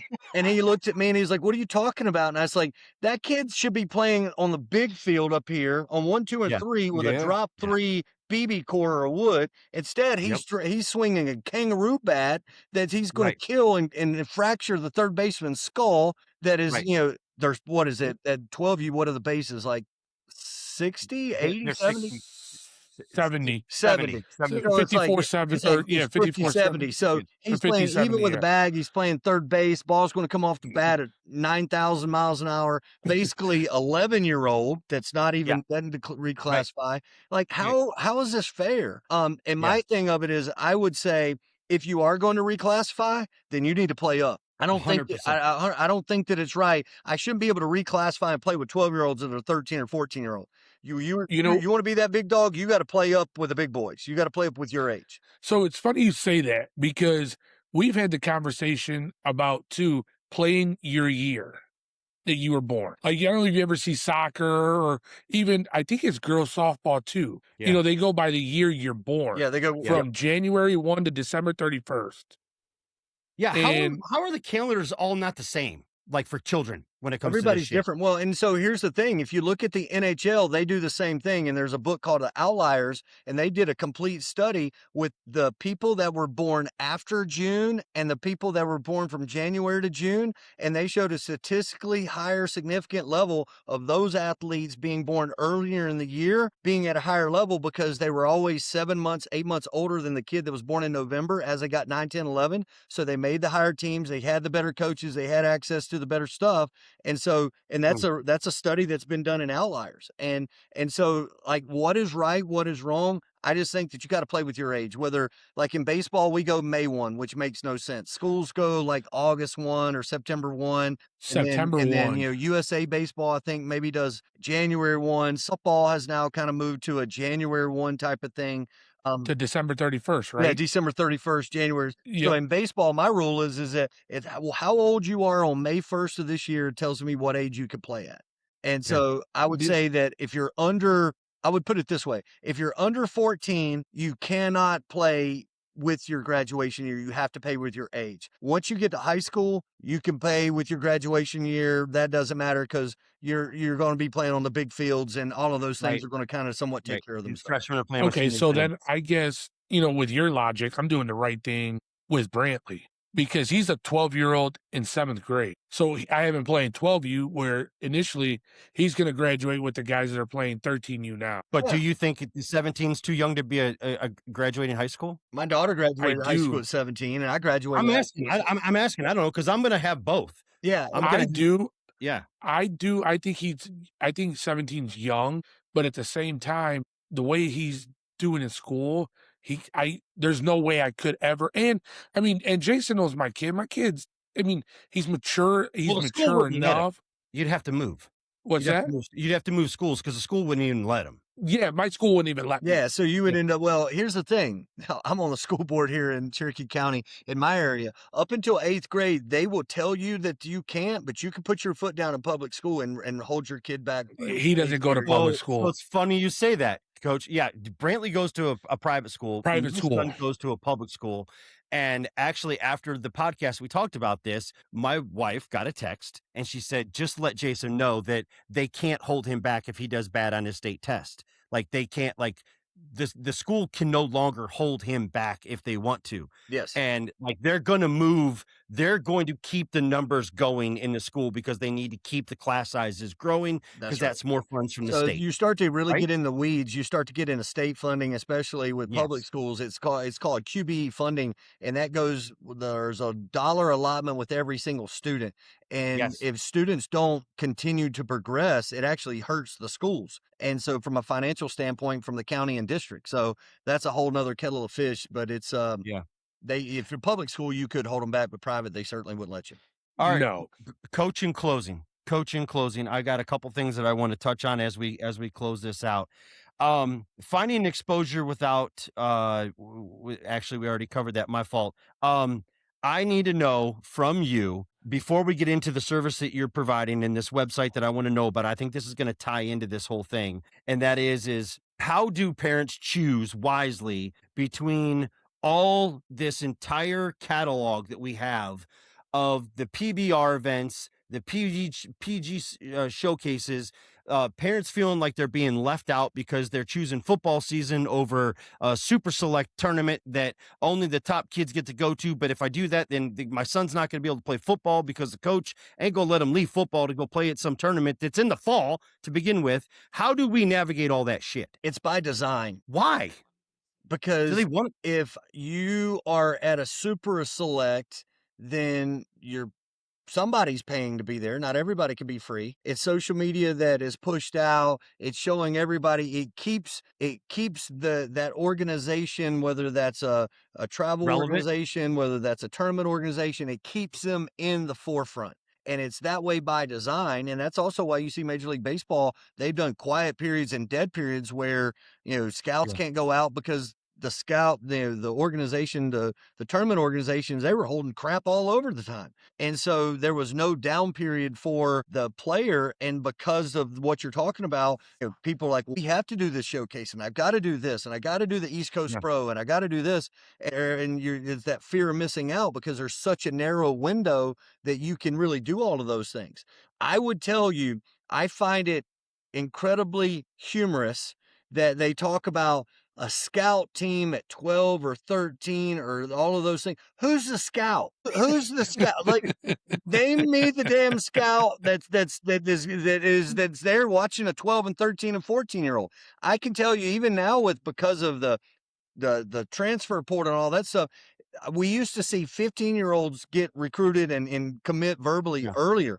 That's kind of moved back now into like 16 and 17. Now 16, your elite 17. top end guys are still going to commit verbally a little earlier, but like that's kind of cooled off because let's face it, if a college coach can't talk to you verbally until Yes. August 1 of your junior year, Junior right? year. August 1 for baseball, September 1 for softball. If they can't talk, you are 3 full years away from ever being on their roster. Think about all the transfer portal and all the things that happen. And so the reason why I'm Coaching saying that about changes. that is now you go back to 12, there is no one thing that you absolutely have to do at 12, 13, and 14. I tell our teams, and this is just me being honest with you, I Yes. tell at 14 and younger, you need to probably try to finish up your season before July 1st and as a family go on July 4th holiday. Oh my God, I don't even know what that looks like. Exactly. Neither do I. I have not seen fireworks outside of a baseball stadium in 4 years. And then on the other side of that, I say that because now when you get to 15, 16, and 17, you have to play all summer because that's the only window of opportunity we have between the end of school and the start of school. And so there's going to be camps, there's going to be showcases, there's going to be tournaments that you have to go. You want to do the NPI, National Program Invitational. You're going to do All the state. yeah, you're going to do the All state 16 too. World Wood Bat. You're going to do All State. You're going to have this thing that you've been invited to. You're going to have this, and you're going to have to weave all of that in together with all of the travel that goes along with it. We are so spoiled in Atlanta. I tell my people all the time, guys, I sleep in my bed all the time. We never go out of town. And so, How like, lucky are you?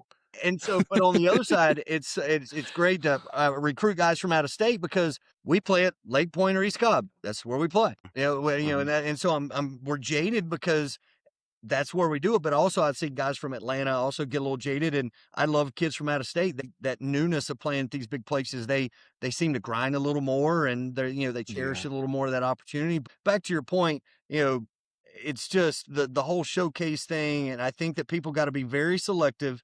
And it's hard. Envy parents, and let me rephrase that. I don't envy parents that don't have the 22 years of experience I do, because you're just being bombarded by emails of little Johnny's been, he's been selected for the Slugfest, and then he's been selected for this. Coach, if I invite you over for dinner, okay, I do not need or expect you to bring anything. Yeah. I invited you to dinner. So why the hell, when our kids get invited, does it cost me $1,200? Yes. Like, Yes. this shit's killing us. We've had that conversation, It's killing even us. with the winner invites, The All-State thing. The All-State is where it started. The PG All-State thing. And I'm sorry, I love PG. You guys know I love PG tournaments. I do. I really do enjoy them. But this shit started with the All-State tournament stuff because it went from being you were invited to represent your state and go play for your region, which at the time was we were not Midwest, we were something Great Lakes, Mid-Atlantic, Mid-Atlantic. Not only, Coach, did I have to pay to fly there and play in the tournament, they wanted me to pay to try out for the invite that they sent me. What the like, seriously? You know what I mean? No, and at exactly. the same time, if you don't go, here's the you feel rule like, of thumb. Here's the rule of thumb. If you have to pay for it, then you don't need to probably go. And that's going to be hard because a lot of parents are like, but I want him to experience getting to play with the best players in the country. Nobody cares at 12. Nobody cares at 13. It's Nobody so cares. hard to hear, though. That's so hard to hear That as a is dad. very but hard to hear. And I can say that because I don't have a dog in that fight, and I've done it for 22 years to know that it doesn't matter. You have got to speak more. Yeah. You have got.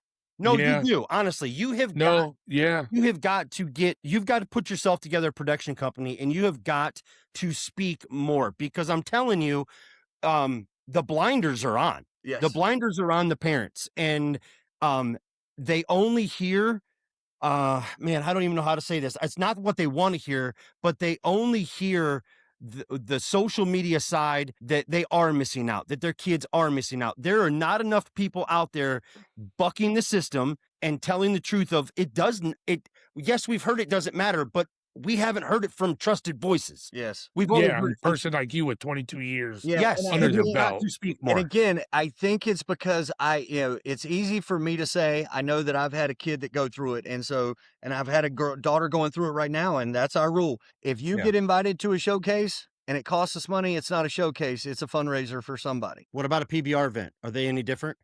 Here's a question. I love this question because it kind of goes back in my recruiting made simple. If Because I go PBR is huge where we live. Yeah. in the Yes, Midwest. and here's the thing. I know Todd Fine, Sean Duncan. I think that they do an incredible job, and in my organization, I would tell anybody you're going to get a fair shake with them. I think Okay. Perfect Game has made huge strides over the last couple years with their new ownership group. I would tell you point blank, 2 to 3 years 54 ago. billion. What's that? 54 billion. 54 billion. Yes. Prior to a couple years ago, I would not play in Perfect Game events because I wouldn't get a fair shake because the parties at B, I spoke out against them and they didn't like me. And so I would always end up on, some crazy field and all those kind of things. I'm waiting for that to happen to my kid because I speak out. So And it may very well, but here's what I would tell you is that guys go to showcases and they go to a tryout. We'll call it a tryout. If I was an attorney, do I ever ask a question at trial that I don't know the answer to? hell no. Hell no. I'd be a very bad attorney. Then why do people pay $1,295 to go figure out how hard they throw a ball, how hard their exit velocity is, how fast they run a 60, and there is scouts already zero know. college coaches or pro scouts there? The scouts they already know. I know, because it's the hype. And I tell people, and this is kind of why I did the recruiting made simple. So to your point is I got on TikTok and Instagram and social media a couple years ago. I had an advisor like, dude, you got to do it. And I'm like, I'm going to be the grumpy old guy, get off my grass guy. And they're like, be whoever you are, but just be that. And I said, if I say it, I'm going to be honest. So I'm not going to sugarcoat stuff. And they're like, all right, do your thing. And so it's really taken off. So I got with a group out of Nashville, Hit Lab, Nick Hyder, baseball guy, tremendous guy. And so last year I was doing about 115,000 views in a 30 days. In late summer, I got up to about 5.4 million and I got about 80,000 people following me or whatever. So it's really grown on its own. And I think it's coming back to what you were saying is just being honest with people and telling the truth. Just be honest with us because there's somebody and this stems, brother, I'm telling you, this stems from like the political shit that we've gone through as a country. We're all just seeking truth. Yes. That's all we want. Yeah. It doesn't matter if it hurts our feelings. We're okay with that now. And the crazy part of it is the truth that I'm telling actually saves you money. And so what I started doing was when I was doing the social media stuff, I would start talking about recruiting. Just because I got kids that are going through the process and that I would answer questions and those videos would just blow up. Yeah. And so I was like, all right, obviously there's a need. And I was like, oh, I'll write a book. It'll be great. I'll write a book. And I'm like, well, nobody's going to read that effing book. Nobody reads the shit. No. I get 20 questions a day about like recruiting. And everybody always says, all right, here's my kid. And they have a very individualized scenario. And so I'm an AI nerd and all that kind of good stuff. And I was like, I don't want to write a book because nobody's going to read it. I said, I really want to help people. I was like, what if if you would have done if you would have done an audio book, I'd have listened. All asleep, who knows?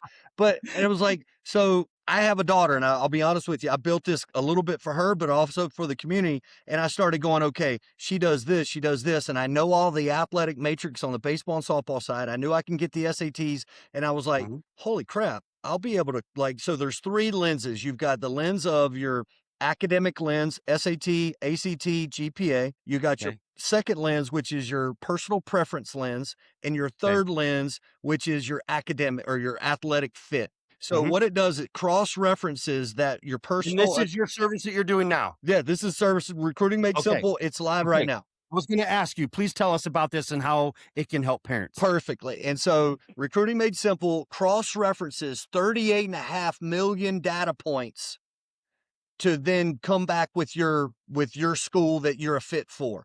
So say, for example, if you got a 3.5 GPA and you got 1150 on the SAT and you throw 86 miles an hour for a baseball player and I say, I want to go to Clemson, it's probably going to give you about a 60 out of 100. Why? Because people don't realize this. Clemson, the average GPA to get in there is about 3.73. The average SAT to get in there is about 1150 to 1200. What's that? What about Georgia Tech? Yeah. Oh, dear God. I mean, you better be really good. And then you got, then you throw 86, you're in the 0 percentile. You got 0 shot at playing at Clemson. But then it takes every school in the country or however far you say you want to go from home. What I also found out in doing this is most kids go to school within 90% of kids go to school within 6 hours where they live. Yes, So I've heard you that. can change the barometers. You could say, I want to go 2 hours. I can go nationally. And it takes all of that information and comes back and it does a score for every school in the country. So you could put Liberty, New Mexico, Arizona State, Clemson, USC, Salkehatchie, Dartmouth, all of these schools, and it's going to give you a score for that. And then the second part is kind of a funny thing was it's called Ash Chance. So it's an AI that I've dumped in all of my recruiting stuff for the last 20 years. And you literally, it's a recruiting coach in your pocket. So you can be like, hey, I'm sitting at the park and there's a college coach over here. Should I go talk to him and tell him about little Johnny? And its response should be, hey, dumbass, take a seat. Right. Don't do that. Or, Yeah. or hey, I'm going to go on a visit this weekend. Can they give me a car? The NCAA rules are nothing. No, they can't give you a car. This is how the NCAA. So literally any recruiting question you can imagine. Hey, help me write an email to Lander University in Greenwood, South Carolina. It has all the head coach. And so it has all the coach's information, phone number, email address, their website, player questionnaires. When I tell you that this site be 8.5 million data points, it's there. It literally will save people thousands and thousands of dollars. So for example, back to what we were talking about, what camps I should go to. Yeah. Well, if I do my fit score and it's showing that, hey, these are the schools that I am a fit for, well, then I should be targeting those schools. Every year I have people come to me and say, There's hey, no sense in going to a PBR event in Ann Arbor if you're fit for something for Birmingham school down in exactly. So, Okay. if you may, so for example, you may have some schools that are in your area that you never even heard of, but then you look them up and go, oh shit, that's really nice. Like for example, perfect fit. there's a school in North Carolina called Gardner-Webb. It's out in the middle of nowhere. Heard of it. Beautiful. The softball Yeah. field's like completely turf, indoor hitting place. Baseball field's nice. It's a nice little quaint school, but if you hadn't looked it up, you would never know. You would never know it's there. There's all of these places out there that are just absolutely incredible. People don't know what they don't know. And so it Yeah. allows them to kind of bridge that gap, and so literally the first month to join Recruiting Made Simple, you're going to spend more at Starbucks. It costs $9.95 for the first month. When do you encourage parents to get into this whole thing? So the recruiting stuff, I would tell you need your freshman I year. got really listen, man. I got an 8-year-old. I think it's time. Your freshman year of high school. Before then, Okay. and that's kind of why I laugh at like the 12 and 13 and 14, like the Bat Busters and all of these national showcase events. Nobody cares. You're doing it. It's for the parents' egos and the players' egos and the organizations. And hey, we Social had media. 50 players ranked in the top, blah, blah, blah. And the tournament organizers, I got it. And I understand why they do it. But when it really looked at like secondary level, none of that matters. And then the other thing of it is the rankings are all crap. I know Okay. because I've literally sat in the room and I've Yeah. seen a guy pick up the phone, make a phone call, and a kid went from 17 to number 1 in the country off one phone call. I saw it. I saw it with my own eyes. I believe you. I believe you Yeah. 1,000%. I just hope that everybody heard what you just said, because you hear the rumors and we're smart enough now in this day and age. Like, we've all been seasoned with bullshit and enough of it that we can spot it now. And so you start to pick up on these things that you notice at tournaments and at events, and that you see those two cars together at dinner at the same restaurant, and you start to pick up on these things, and you don't want to believe it, but you, in your heart, it's there. This stuff is happening. 100%. So Randy Mazey was a dear friend of mine. He used to be the head coach at West Virginia. I was with him at Tennessee back in 2001. Ran into him in the summer and got to talking to him a little bit. And I was like, all right, and my daughter, who at the time, she was a junior in high school and she was ranked like whatever. And I kept telling her, I was like, don't put any equity in that shit. It doesn't matter. It doesn't matter. So Randy, I see him and I was like, hey, Randy, da, da, da, da. And of course she's kind of jaded because I talked to a lot of people and he's the head coach at West Virginia. And I was like, all right, well, tell me what you think of the ranking. He was like, as a head baseball coach at University of West Virginia, I should be able to evaluate players better than a guy that's 22 that's never had to win or lose a game. His rankings do not have any bearing on if I take that kid or don't take that kid. Okay. Pay attention, folks. Pay attention. Yeah. Pay attention, because I can tell you right now that in 2026, the rankings have never meant more to more parents than they do now. And we've I had felt this victim to conversation that as well, myself too. when my older daughter was younger. Absolutely. So I know the feeling. Well, listen, Coach, we have taken up enough of your time. I mean this from the bottom of my heart. number one, you have turned into a Mhm. friend, and number two, I cannot Yeah. wait to see you at some point because Absolutely. hell, we're going to be in Georgia 3 more times yet this year playing. Dude, So you're we're going going to to be right past my place. Come in. We'll come we're check it there out. 3 times. We're there. We'll be there the 17th of April will be the next time we're there, and then we're there 2 more times. Once for the World Series, and then I don't remember what the other one is, but anyways, thank you. I know that Thank you. this is I knew that this conversation was going to good. I was jacked up about it. I talked to Jacob on the phone earlier today after I talked to you, and I was just like, dude, this is going to be a good one. This is going to be a good one because I knew I could tell that that your energy was you were going to be right with us of it's okay to offend as long as we tell the truth. Yeah. It's okay. Yeah. It's okay. And I knew that. So thank you. Thank you. Thank you. Thank you. Absolutely. No, Thank thank you you. guys for having me. I wish you guys tons of luck with your podcast. I appreciate what you guys are doing. And I think the baseball community dearly needs this for people to talk about the topics of budgets and what we're spending on teams and what we're spending on tournaments and how they put budgets together and what should we be paying and what we shouldn't be paying. And all of those things has kind of been the third rail of travel baseball that nobody wanted to talk about. And I think Yeah, because we if we didn't want it bring to it happen out then. into the open and we start to expose it more, it actually does everybody in the community a service because it really exposes the bad players that are out there maybe doing for the wrong reasons. Man, I love it. I love it. All right, coach. Thank you. I will get this podcast to you. I don't know. You and I will talk tomorrow or something like that. I'll be up all night putting this thing together, but I will get you the raw footage so that you can use it on your end. Just brother, thank you. Thank you for Hey, being Yeah, on. thank you very Have a great much. night. Hopefully my dial-up kicked in on your side. Oh yeah, and I do have to talk to you because we got to have the sponsor send you a gift. Ah, there Yeah. we go. Now we're That's talking. right, bro. All right, I my do. man. You know what? I What? got one more. I got one more question. Yeah, come we on, were talking about tournament. No, well, we were talking about showcases. Yeah. But how Jason and I had this conversation on the episode that didn't air. We want to do a podcast from the WWBA. Yeah, Do it at my How place. important was that? Do it at my place. at the Titans facility. Yeah, do it at Titans Ooh. facility.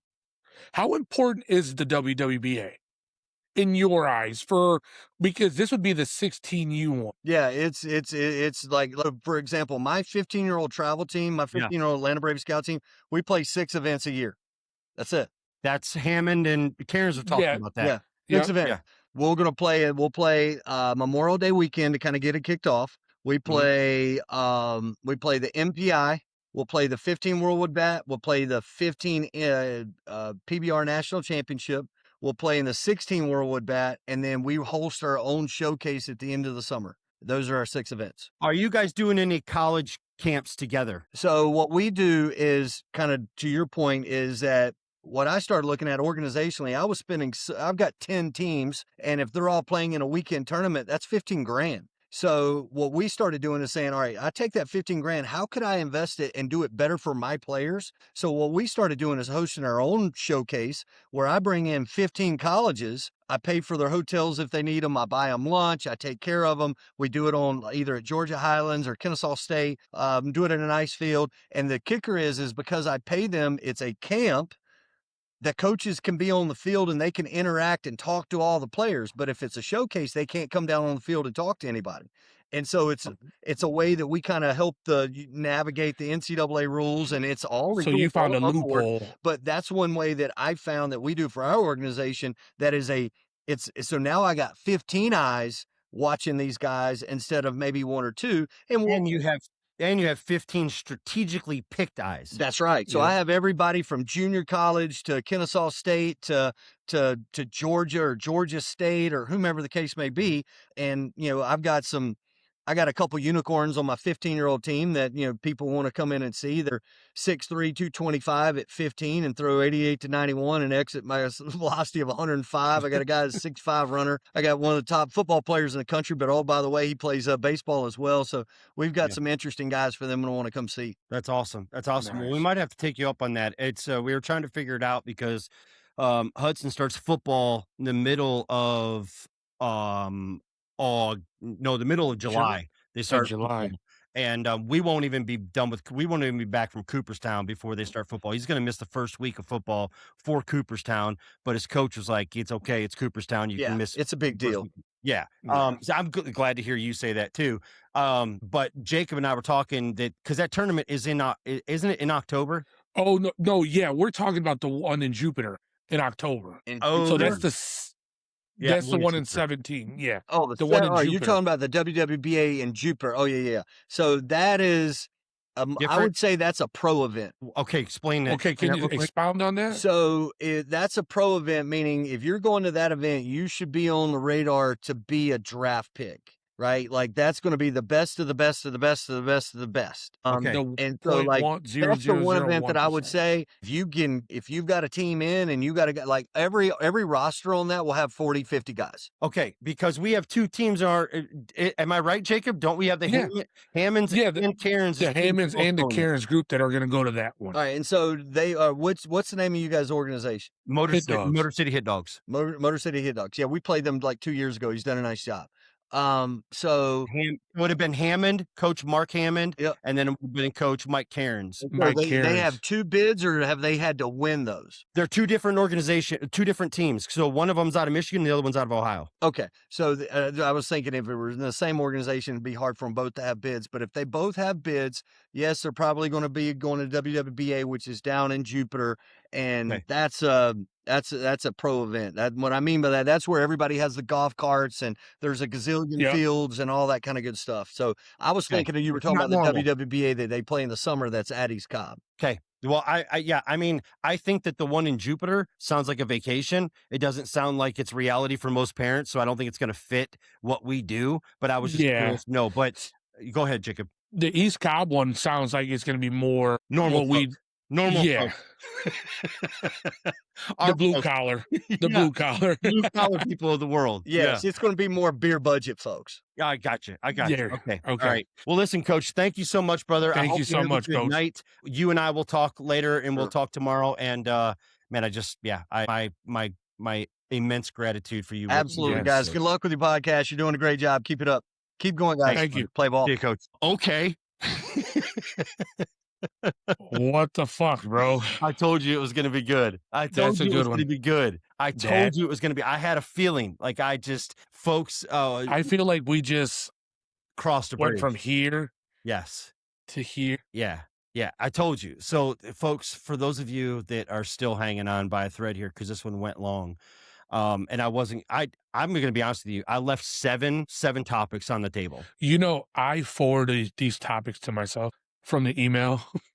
Okay, so you know that I didn't cover everything. Yeah, so I was following along, but I didn't want to step on your toes and ask questions. No, I think it flowed great. It did. It went real good. We let him be him and give us the information that we were dying to have. But I told Jacob earlier today on the phone, I said, I feel like we just got blessed because we decided to scrap that last podcast. That last podcast, I think, would have done a lot of damage to us. It was going to do a lot of damage. Yes, it was a very emotional podcast that I hit the delete button on instead of post button. And within 24 hours, myself and Coach Beam were able to connect. And within 26 hours, he's on our podcast. Yes. So that tells you how the Lord works of like, be honorable. We can still be honest, bro, and do what we do without destroying the system. I think the problem was with that last one, we were way too emotional. I was still too close to it. We were still riding on that high wave. Yep. And we hadn't hit the bottom yet. Yeah. And because I don't think it was just you. No, because it wasn't. I sat back and I really thought about that conversation, and I was like, ooh, we were both on 100. Yeah. And when we were gonna hurt ourselves, our kids. We were gonna hurt the kids. I wasn't concerned about me. I really honestly wasn't. But man, when Lindsay was just like, she's like, did you publish it yet? I'm like, no, I want to sleep on it. And I didn't sleep. I just tossed and turned. I mean, I might have slept a couple hours here and there, but I mean, I just kept thinking about the ramifications of, well, if this airs, like this is going to target certain individuals, and this could have lasting effects on my son. And I just couldn't do it. And I got the biggest hug in the morning when she found out that I hit the delete button, and she's just like, but can I ask you a question? Yeah. We didn't publish it. But did you feel better? I felt better after I talked to you about it. And then No. But I'm saying, did you come off that high? Yes. I came off the high because I was processing it. That's why you were level headed and you thought about This it. is not my fight. This is Yep. not my like we talked about. This is not my fight to fight for some, for other things. That's not even that's not my team. That's not my coach. So what do I care?